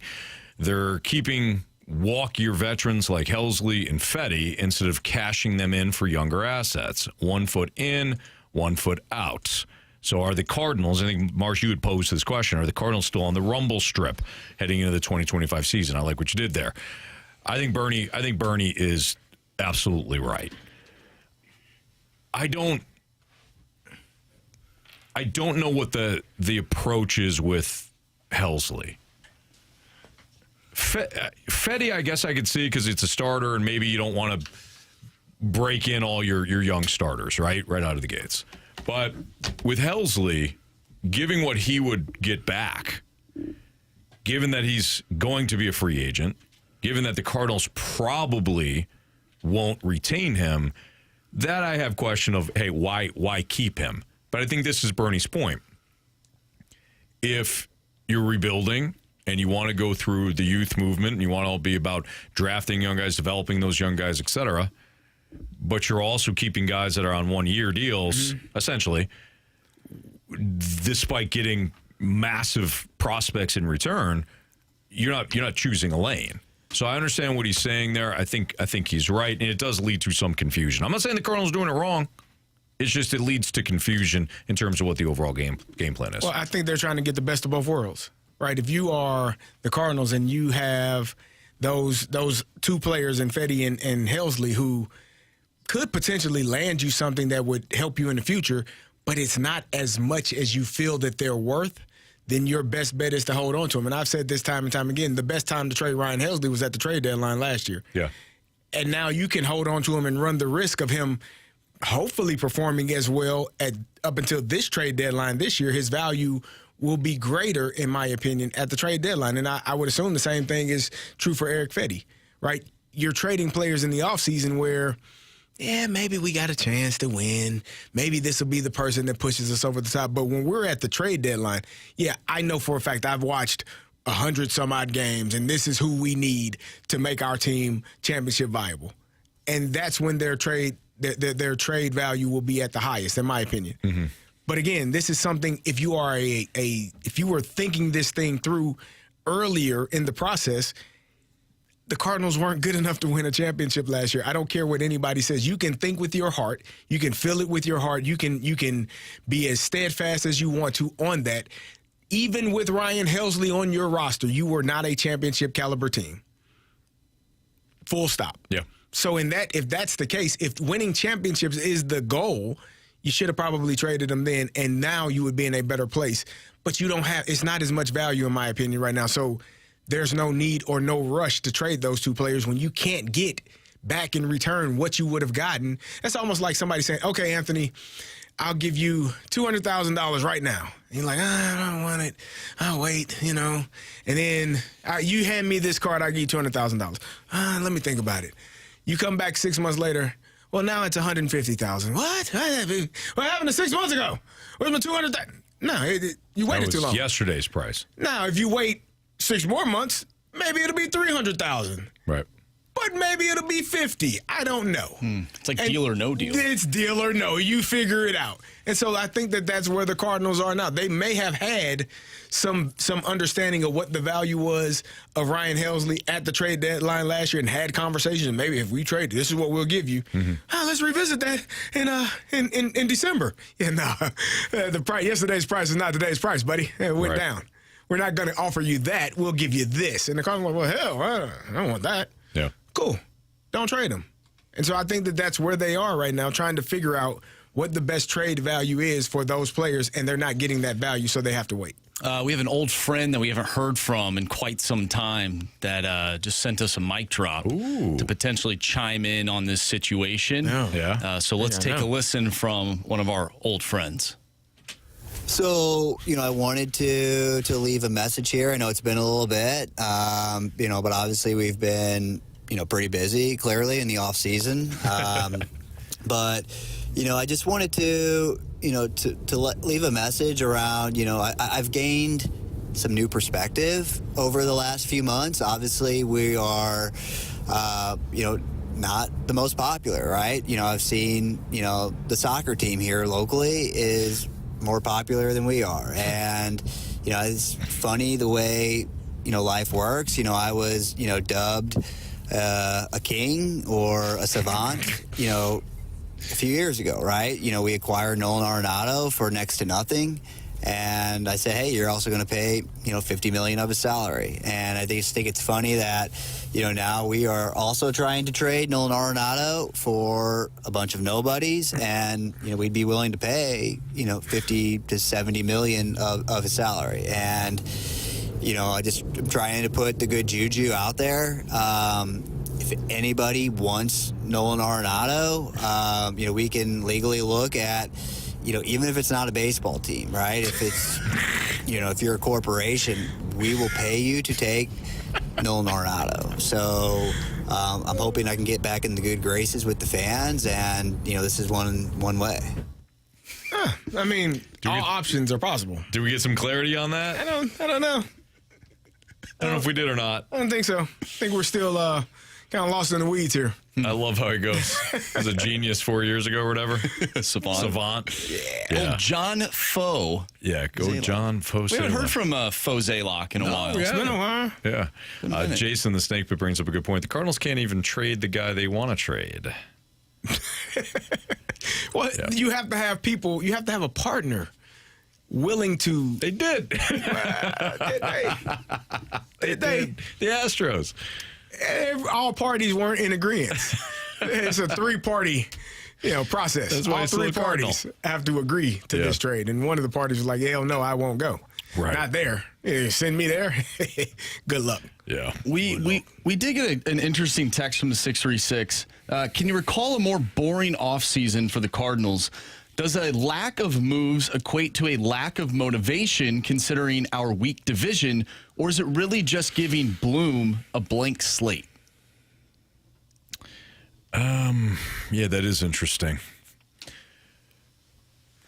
Giving him a blank slate. Yeah, I think it could be that. I also think that this might be the new direction for a while. And look, I realize that it's going to lead to boring off seasons in the future too.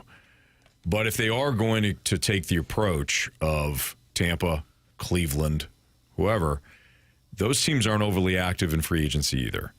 They may get a player from time to time. Tampa will surprise you from time to time, but ultimately they use free agency to address needs, but to address needs on a short-term basis. So this may be the new normal that we just need to get used to. And it might not be about not spending as much as it's just spend wisely, period. When you say those teams, it makes me... Yeah, you don't like it. It's like a baby barf. Yeah, in my mouth, and I had to choke it back. Yeah. Because you said Tampa, Cleveland, and what was the other team? No, I just said Tampa and Cleveland. Yeah, I was wondering when the last time they won a championship. Tampa Bay won in Never Bob. Okay. That's and Cleveland. Like 40, 53, something like that. Was that right? 50? Well, they won. They won in the documentary. I thought didn't they win in that They didn't actually win. That was a playoff game. That was playoff series. We didn't see them in the World Series. Yeah, they made it to the playoffs, got bounced pretty early. I thought it was the whole fast lane thing. No. I guess that didn't count then. No, they didn't show that part. Nope. Oh, unfortunately. Mm-hmm. Oh, they beat who they beat? White Sox. No, they beat Golden State in the. Well, we're talking baseball. 3-1. We're talking baseball. Oh, not the Cavs, or the Indians / Guardians. Now, I was just wondering when the last time. Cleveland. Yeah, Cleveland. Believe land. Right. Mistake by the lake. Some people say. I don't know who says that. Columbus just won. Columbus Blue Jackets? No. Did they? Not that no. Columbus. There's the Buckeyes. They play in Columbus. That's correct. It's not Cleveland though. No, I know. That's why I said Columbus. Okay. It's still Ohio. It is Ohio. I will give you that. What do you want from me? Ohio won that game. In the MAC. Game. MAC. Ohio won their bowl game. Bobcats. Yeah. Bobcats won their bowl game. Yeah. But so Ohio's rolling. But not Cleveland. So don't you put down Ohio. Guardians. They've got championships. Well, I just said that because the expectation is not what Cleveland expects for their baseball team here. It's not what Tampa expects for their baseball team. It's not what and I love Pittsburgh. Anthony, you know this? I was thinking about this the other day when you were talking about the Pirates. You know, I used to live right by PNC Park, and I thought about this when we were talking about the Pirates. I was like, when the hell is the last time they won the championship? It was in the 70s. I wasn't born yet. I used to be able to – I lived literally like on the street going to the stadium. I could walk to PNC Park. And I was thinking about this the other day. I had many summers where, you know, baseball games were going and there was no traffic. I could go home, leave, come back. There was no issues getting in and out of my apartment because nobody watches the Pirates. Yeah. Like, so those teams, nobody cares. This is the Cardinals. There's a level of expectation here for championships or direction.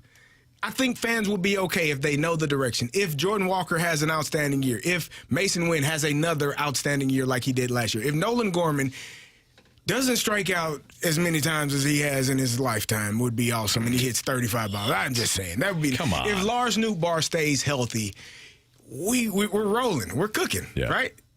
But who knows? But there is a direction that you're headed in. Sure. And you can get with that. I can get with a youth movement. I like young guys. I like young players, right? I want to see them play well. But if you don't win or if you don't have a direction, there's frustration. Yeah, because it's uncertainty. It's uncertainty. And I think that going back to Bernie's post is just what is the direction? Yeah. Are you actually going in a youth movement? If that's the case, then trade those guys for the best players available that you can get in return.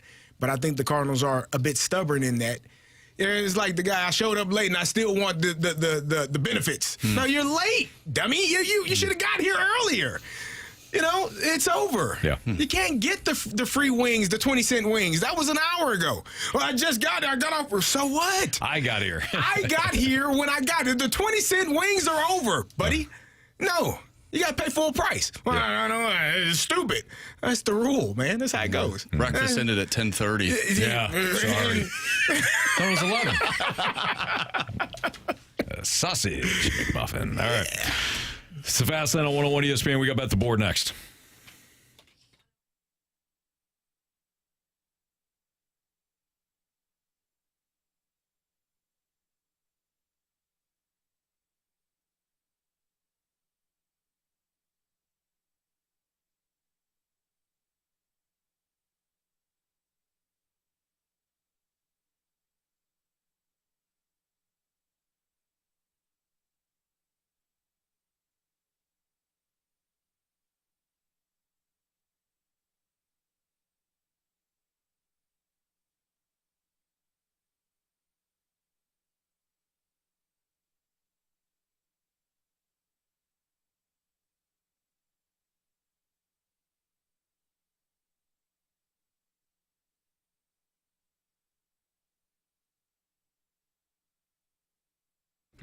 I love going down to Mentality. In fact, I'll go there tomorrow. I go pretty much every Tuesday in South County, but they got another location out in Chesterfield, and that's one Jamie often goes to. Either way, if you've been feeling lethargic, down, depressed even, and you're wondering what the deal is, and you've tried everything, why don't you go down and talk to the fine folks at Mentality? Again, 2 different locations. They'll talk to you about low testosterone. Some of the things that I just mentioned can be a product of low testosterone. And guys, as we get older, our testosterone levels dip. We're not as motivated as much to get back into the gym, maybe not as motivated or have the energy to do all the things that we want to accomplish given a day. And we do a lot throughout the course of the day. But with Mentality, the program, it's safe. Most insurance companies pick it up for you, and Mentality works. That's the bottom line. Jamie and I have had several people come up to us over the past year to say, hey, do you really go down to Mentality? Yes. You see me there on Tuesdays or Thursdays. You might see Jamie down in Chesterfield on Wednesdays or Fridays. We're there. You can ask the people that work at Mentality. We're there each and every week because we know it works. Increased energy. I feel great throughout the course of the day. I feel younger than 42, which is my age. I love Mentality. I love all the benefits of Mentality. So tell them Jamie and Anthony sent you. And then when you do go down there, check them out. Fantastic. You can also visit them online at lowtusa.com.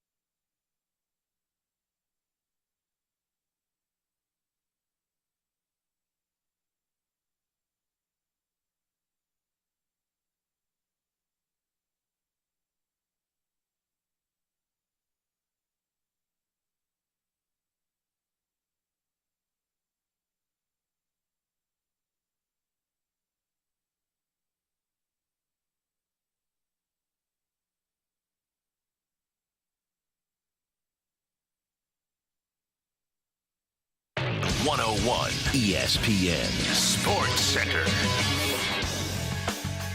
I'm Andrew Marsh. It's time for a Sports Center update. The Blues. And this is presented to you by Johnny Londoff Chevrolet and Johnny Londoff Autoplex. The Blues take on the Vancouver Canucks tonight. Pregame starts at 5:30. Puck drop is at 6:30. We will talk with Jeremy Rutherford, our Blues insider from The Athletic, at 5 o'clock, so stay tuned for that. Blues Canucks tonight on 101 ESPN. Scott Perunovich, no longer a Blue.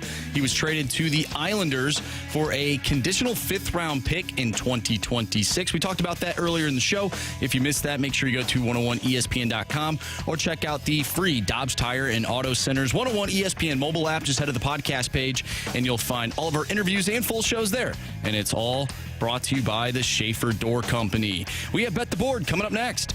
I'm Andrew Marsh, and the Sports Center update is driven by Johnny Londoff Chevrolet and Johnny Londoff Autoplex. See them at Londoff.com. Chevy, together we drive. Are you kidding me?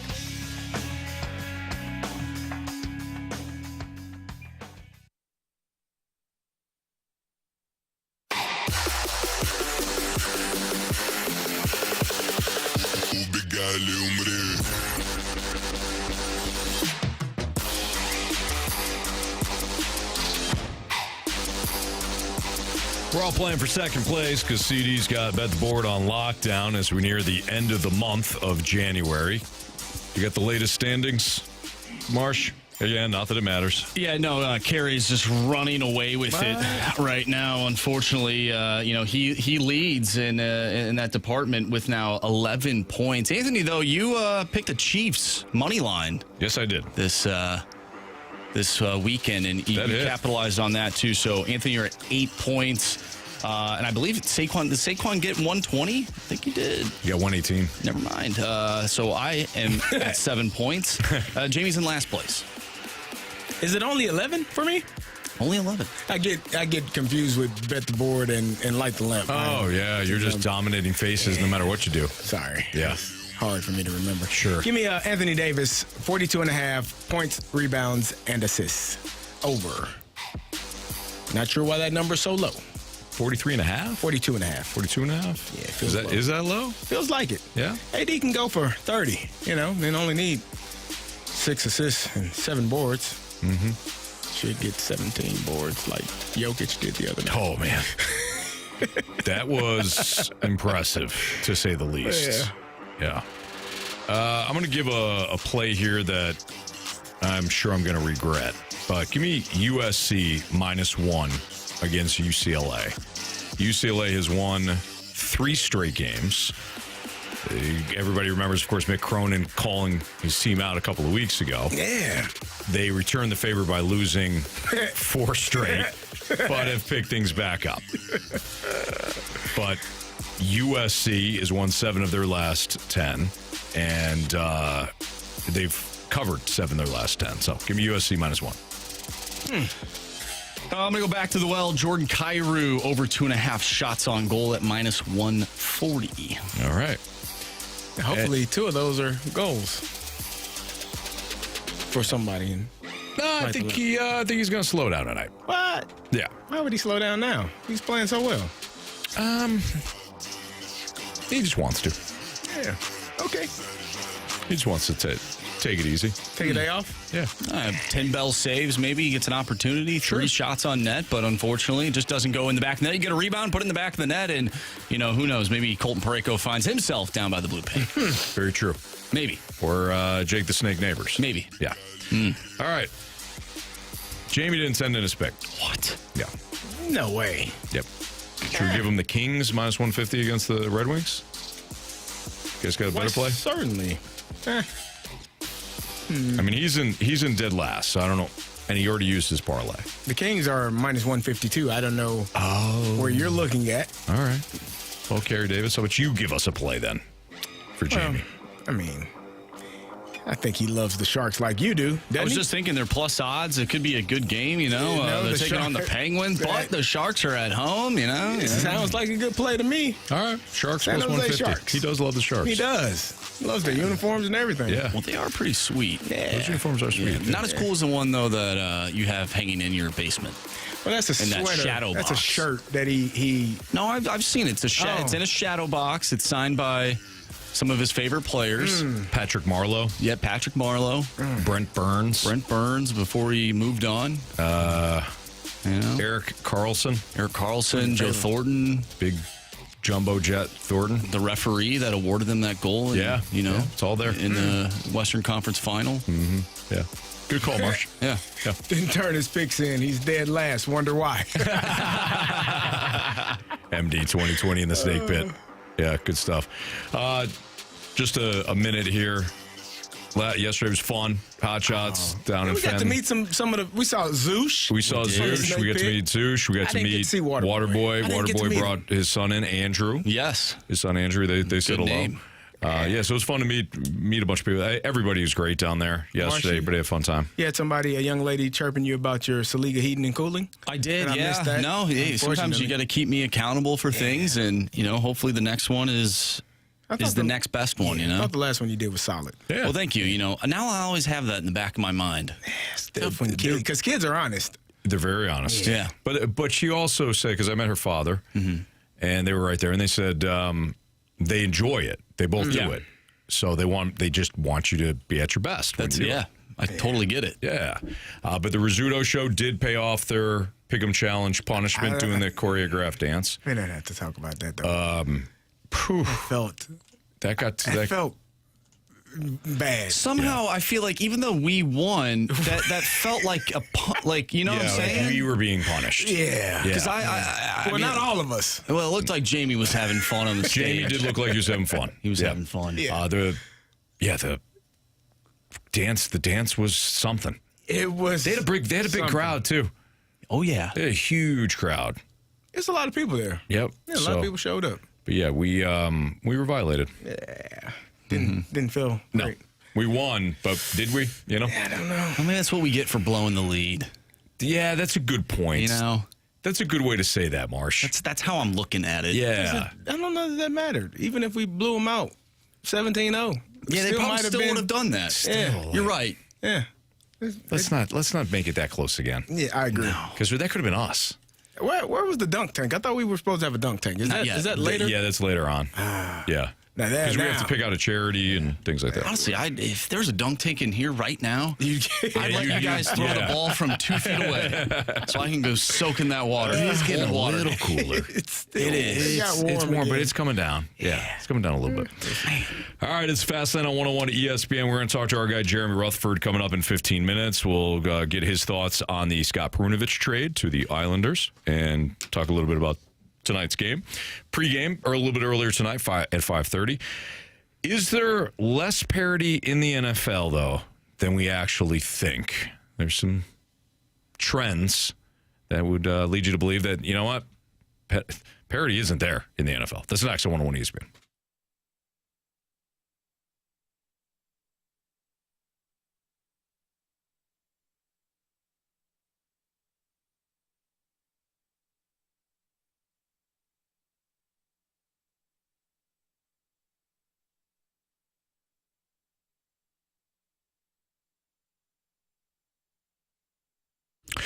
How about some great news from Auto Centers Nissan Herculaneum? They got the new year, new keys sales event, over 700 new and used vehicles, all in one location with heavily discounted prices on every vehicle in stock. We're talking about new Nissans that have been discounted up to $11,000 with several brand new models also priced under $30K. 0 down and no payments for 3 months on select used vehicles or no payments for 6 months on select new Nissans. All right now, all in Herculaneum, all at Auto Centers Nissan. Plus, get great low finance rates like 0% APR for 60 months on select new Nissan models. And every 2025 Nissan model in stock comes with a free lifetime warranty and 3 free oil changes. I don't know anybody else is doing that. Plus, they give you that peace of mind with their 30-day return promise. Within 30 days, if you want to bring the vehicle back for any reason, no problem. They'll refund you your money, set you up with something else. It's right off I-55 in McNutt, just minutes away from South County. It's Auto Centers Nissan. Check them out online first. You want to cruise all through those vehicles. There's over 700 vehicles. Do it online at AutoCentersNissan.com. When you do head down to Herculaneum, tell them Stalter sent you. It's Auto Centers Nissan.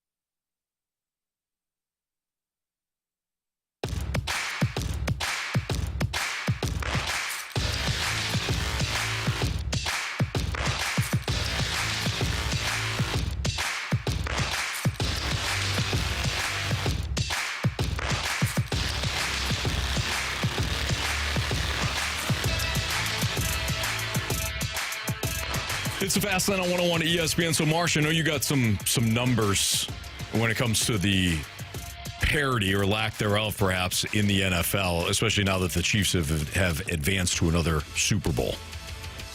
I certainly do, Anthony. This comes from Noah Camrus, who covers the Dodgers. So, hey, your guy. Shout out to you, Carey. Shout out to Noah. Yeah, but winning's fun, fellas.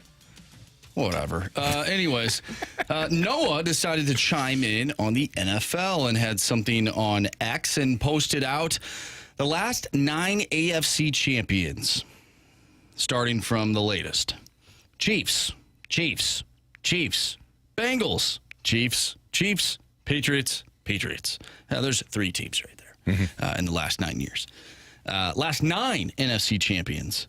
Eagles, 49ers, Eagles, Rams, Bucks, 49ers, Rams, Eagles, Anthony, your Falcons. So they made their way into this list. If my math is correct, that is 8 teams representing 2 conferences in the last 9 years. Mm-hmm. That's not a lot. Right. So is there a lot of parity? All right. So this is usually the comeback for people when they say, like, you know, and I know I've said it, it just seems like it's a foregone conclusion in baseball. There's really only, it used to be about 8 teams that could win it all. I think that number's down to about 3, right? But there's the backlash is always, well, there's not parity in the NFL either. Look at, you just read off that list.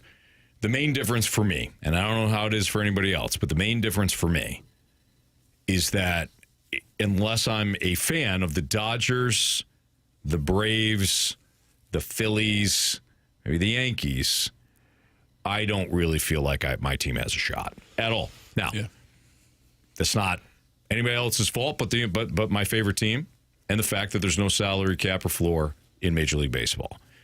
In the NFL, you could be a Washington Commanders fan, and you just saw your team play in the NFC Championship game. You could be a downtrodden Houston Texans fan and see your team win a home playoff game when nobody had them making the playoffs. That, to me, is the biggest difference between the NFL and Major League Baseball. You have all the teams in front of you. The Final Four, not a lot of parity. Mm-hmm. But for me, it's always been about the entertainment value, and I'll hang if my team's in it. In baseball, my team's often eliminated in April. In the last part of this post, Noah says people think Major League Baseball, the league with the most parity, has a Dodger problem. So saying the NFL has a Dodger problem, do they? With the Chiefs, is it different? Chiefs? I think it's different just because, to me, the Chiefs aren't paying for. I mean, they are paying their players, but like they're not going out and like creating a super team. You know, it's balanced no matter what because of the salary cap. Mm-hmm. Every team can spend up to that amount, and there's also a floor in the NFL. You can't just pocket the change like in Major League Baseball. This is what I'm saying about this argument. It's like, well, look at these teams. No, to me, you're missing the bigger point in that I know each and every year that there's going to be some surprises. Mahomes going to win the Super Bowl? Probably. But at least I know going into the year that my team has a shot. Plus, what has everybody been talking about all season with this Chiefs team? They're not that good. They catch all the breaks. It helped. At some point, it's going to catch up to them. Super Bowl. Hasn't caught up to them yet. So it's like even if it is Chiefs and Eagles again. Did you see? Could you have seen any other team? Could you see the Lions making the Super Bowl this year? Yeah. I thought the Washington Commanders. I was dead wrong. I thought Washington would win yesterday based on Jaden Daniels' performance. I was dead wrong, but that's where I think the real parity is.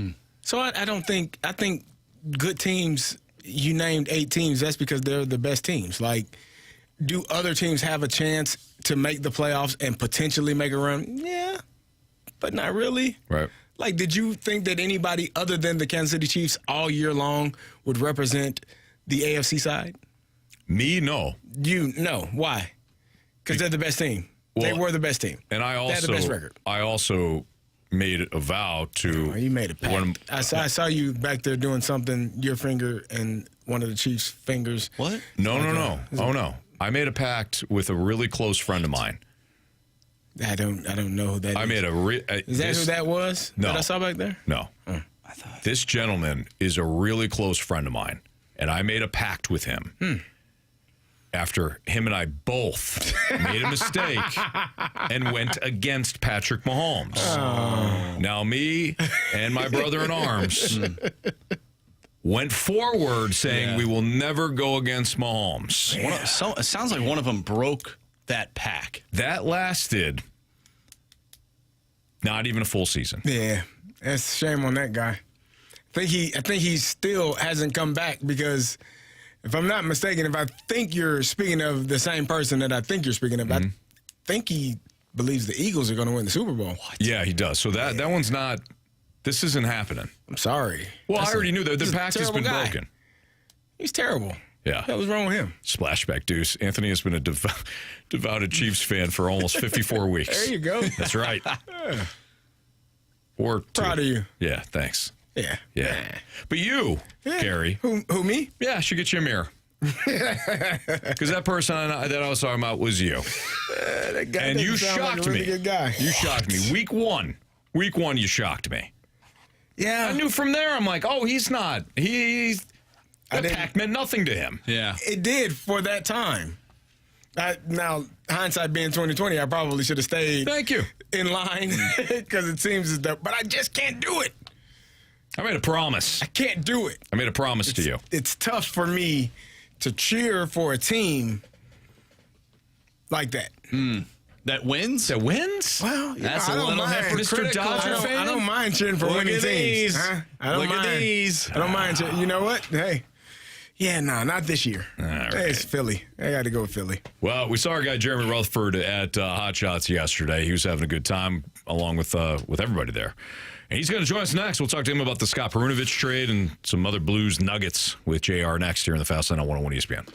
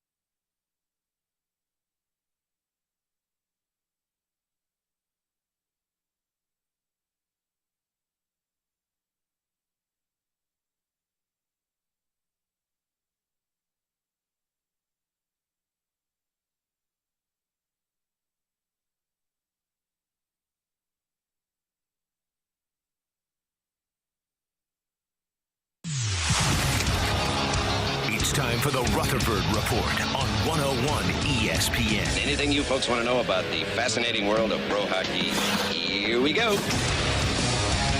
504, your time check is brought to you by Clarkson Jewelers, an officially licensed Rolex jeweler with Carey Davis and Andrew Marsh. I'm Anthony Stalter. Let's head to the Collier and Thompson phone line, where our guy Jeremy Rutherford is with us. He's our Blues insider with The Athletic, and it's good seeing you yesterday, JR.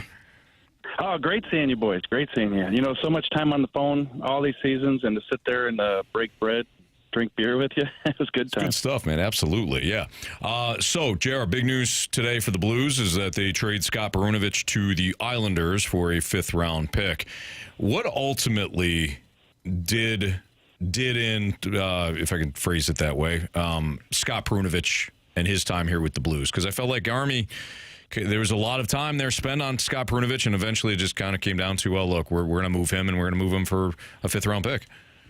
Yeah, I think it's that Scott Perunovich never really found his footing in St. Louis, and I think it's a tough league for him to come into at that size and try to establish himself. But as we all know, the injuries, didn't allow him to get off to a good start, and then he's just trying to play catch up and prove himself. And there's other players that come in, and Scott Perunovich got his chances, but if he's going to succeed in this league, he's got to be an offensive type of guy who can move the puck and he didn't really put a lot of shots on net, as we talked about, over the years, and thus the points don't come. And then when you sit there and you look at him from an objective standpoint, like the team does, you just say to yourself, does this guy fit into our plans? And eventually he didn't. As we know, they brought in Suter, they bring in Broberg, they bring in Fowler, and then now Tucker has really established himself. So I think this just became the proverbial change of scenery deal. He goes to the New York Islanders. They're in need of some bodies. He's going to get to play some games and get a chance to prove himself there. JR, the Blues have been shifting lines pretty much all season, and now they decided to put the WTF line back together. They moved Matthew Joseph to center. What are your thoughts about that fourth line and how important they are, but Matthew Joseph also going to center? Yeah, I saw at the end of the morning skate today, Jim Montgomery gathered that WTF line, kind of circled around them and told them what he wanted to see from them, which is the same, what they've brought the Blues this year when they've been together. And they're really in need of that. So you look at Foxa, you look at Walker, you look at Torchenko, they're going to be back together tonight. And I think, that they've been separated at times the past couple of weeks. Walker's played on that third line a little bit, but now they're going to get a chance to be together and do what they do. So that's what Jim Montgomery is talking to them about. But in terms of Joseph, they want some speed in the lineup, and they're pulling Oscar Sundqvist. A lot of respect for Oscar Sundqvist, but obviously isn't the quickest guy. And so they're going to put Joseph in the middle. He's been decent in the middle, and now you're going to have that speed element on that third line with Bolduc, Saad, and Matthew Joseph. So that's what he said he wanted tonight against Vancouver was a faster lineup, and he's going to get it with Matthew Joseph. JR, what are your thoughts on the Blues goaltenders at this time right now? I think we all believe that this group of netminders have the ability to steal games and put this team in a good situation to win. But what are you seeing out of them in 2025 so far? Yeah, I think big picture, especially early on, Marshy, I thought Binnington was great. Hofer was great. I think Hofer had a little hiccup, but then he got back on track. And, the past couple months, it's just been okay. And listen, I've been a big proponent of Jordan Binnington. I think that sometimes when the save percentage wasn't there, anybody who watched the game saw that he didn't have the defense in front of him necessarily. But over these past couple months, there's been some goals that I think, as we all say, he would have liked back, the team would like back. And I think that what Jim Montgomery is doing here is he knows that he's got a good tandem, so he's using both of them. And right now he keeps telling us he's going 2-to-1 ratio with Binnington and Hofer. Maybe if Joel Hofer got hot, maybe he'd get a couple more starts. But right now he's using Binnington just a little bit more, and they're going to rely on him. But, Binnington hasn't been exactly as good as he's been earlier in the year and for the past couple of years. But I think we all know that, Jordan Binnington has had that lull in December and sometimes into January. And then as you get closer to, playoff chase and making the playoffs, then he's been really good and, of course, good in the playoffs. So, I think that it's okay right now, but it could be better. And the Blues be in a little bit better shape if that goaltending the past couple months had been a little more consistent. Our Blues insider, Jeremy Rutherford, with The Athletic, is joining us right now on the Fast Line on 101 ESPN. Jerry, what's the most important aspect that we need to know as Blues fans heading into tonight's game against the Canucks? Well, guys, it's the start for sure. It is. And I know that gets talked about a lot. but they're 11-12-1 at home, and that's just not good enough. And especially when you have Jim Montgomery coming out every game and introducing a new song from the 70s and 80s that he wants the team to get behind. And then you had the Hall of Famers, the Blues Hall of Famers, come in and read the lineup the other night, and then they're just flat in the first period. And Jim Montgomery, Stalter said after the game, we need to change things up. Today he went into a little more detail. He said, look, the locker room, as Carey knows, is the sanctuary. I don't typically like to go into that place, but if we need to mix things up and I need to go in there 10 minutes before the game fist bumping guys, I'll do it. He even brought up the Manchester City Man U coach does that. And he said, if that's a page I got to take out of his book, then, I'll go in there and do that. But he said that's all stuff that takes time to develop. He said if I go in there 10 minutes before tonight's game, it's going to look weird. So he said they need to find something pre-game where they're coming out ready to play. Braden Shen touched on it the other night. He doesn't feel like everybody's ready to go at the start of the game. The Blues have to do that if they're going to stay in this race. JR, you've been around these guys, and you've always been around guys. What do you think it's going to require? Because we did hear the audio of Monty saying he thinks about going into the dressing room and trying to get guys fired up. I've always been a player and had the thought process that if it takes you that much to get fired up, you probably ain't going to be ready regardless. So what do you think it's going to take for these guys to start off the game on fire, ready to roll from the time the puck is dropped? I'm with you, Carey. I agree with what you said 100%. Like, if you need the coach to come in, and I don't think any Blues player right here on the airways with us, if we were interviewing them, would tell us, yeah, we need the coach to come in and pump us up. Obviously, they believe they can get it done on their own. But, hey, listen, when they're not getting it done, the coach has to sit there and exhaust all the options of what it's going to take. To me, what's it going to take? Talent and wins and being up in the standings. That's what does it. That's what gets guys excited. And if you're not winning and if you're not executing and then the losses start to pile up and the questions continue to come, then everybody's second-guessing themselves. You start talking about the slow starts, and then they become a thing, and then this is what you're dealing with. So to me, can this team play better? Of course they can. But I still insist that this organization is in this transition stage where, they need more talent. Listen, if they convert on a couple of those chances the other night, we're talking about a 3-2 win over the Dallas Stars, and everybody's excited about this chance to catch Vancouver in the standings. And they didn't convert. And so talent always shines. It did not the other night. And then instead of talking about a 3-2 win, we're talking about another slow start. A bit of a shock over the weekend with what Colorado did, trading Mikko Rantanen to Carolina. I don't know what the Blackhawks were doing, but JR, when we look at this trade that went down, what are people saying around the league? Like, what's the reaction, and how do you think that will affect the Western Conference playoff picture? Colorado, they have that first wild card spot with 60 points, but they're 4-5-1 in their last 10. Do you think this maybe helps the Blues if the Colorado Avalanche take a dip from missing out on not having Mikko Rantanen in the lineup? Yeah, I suppose, the Blues are just going to play good hockey regardless of what happens around them, and they haven't shown ability to be consistent. So, any storyline around the league, connected to the Blues making the playoffs, they've got to play a lot better. But that said, you do look at the Colorado situation and wonder how this trade could affect him. This is a guy, Rantanen, who's been in Colorado for 10 years. He's shocked by the trade. Like, he's in Carolina telling reporters now that, hey, I didn't know we were in such a huge rush. I thought we could get this done. I believe that I don't know that Colorado had an intention to sign Rantanen. They've got, big ticket guys with McKinnon and McCarr and, some of these contracts that they have.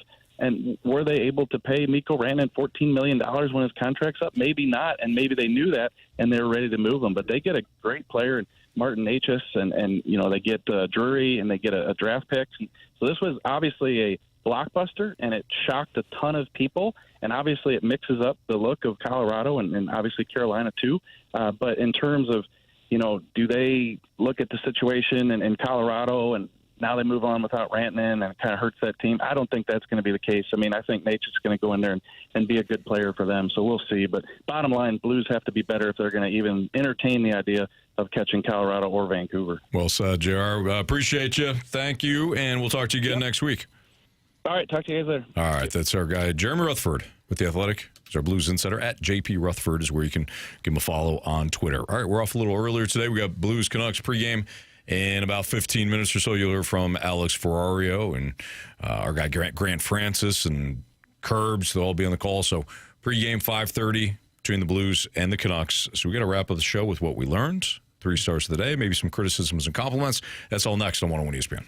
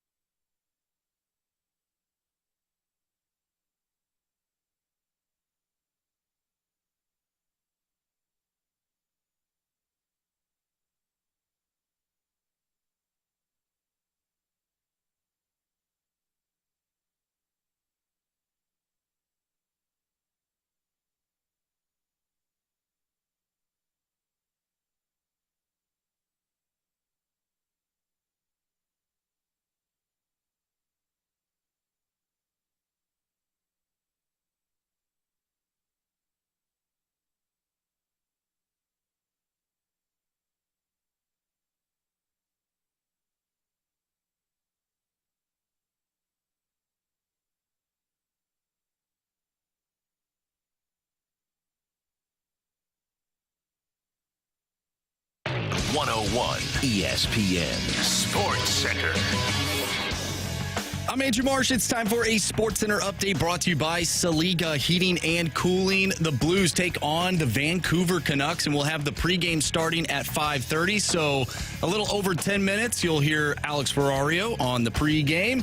Puck drop will be at 6:30. We just got done talking with our Blues insider from The Athletic, Jeremy Rutherford. If you missed that interview, make sure you go to 101ESPN.com or check out the free Dobbs Tire and Auto Center's 101 ESPN mobile app. Just head to the podcast page, and you'll find all of our interviews and full shows there. And it's all brought to you by the Schaefer Door Company. We did talk with JR about the trade that the Blues made today that involves Scott Perunovich. He was traded to the New York Islanders for a conditional 5th-round pick in 2026. Also, the Super Bowl is set. It is the Chiefs going up against the Eagles. We'll get more into all the Super Bowl coverage throughout the week. But coming up next, we have what we learned and our 3 stars of the day. A little bit of criticisms and compliments as well. That's next right here in the Fast Lane. I'm Andrew Marsh, and the Sports Center update is brought to you by Solida Heating and Cooling, an independent American Standard heating and air conditioning dealer.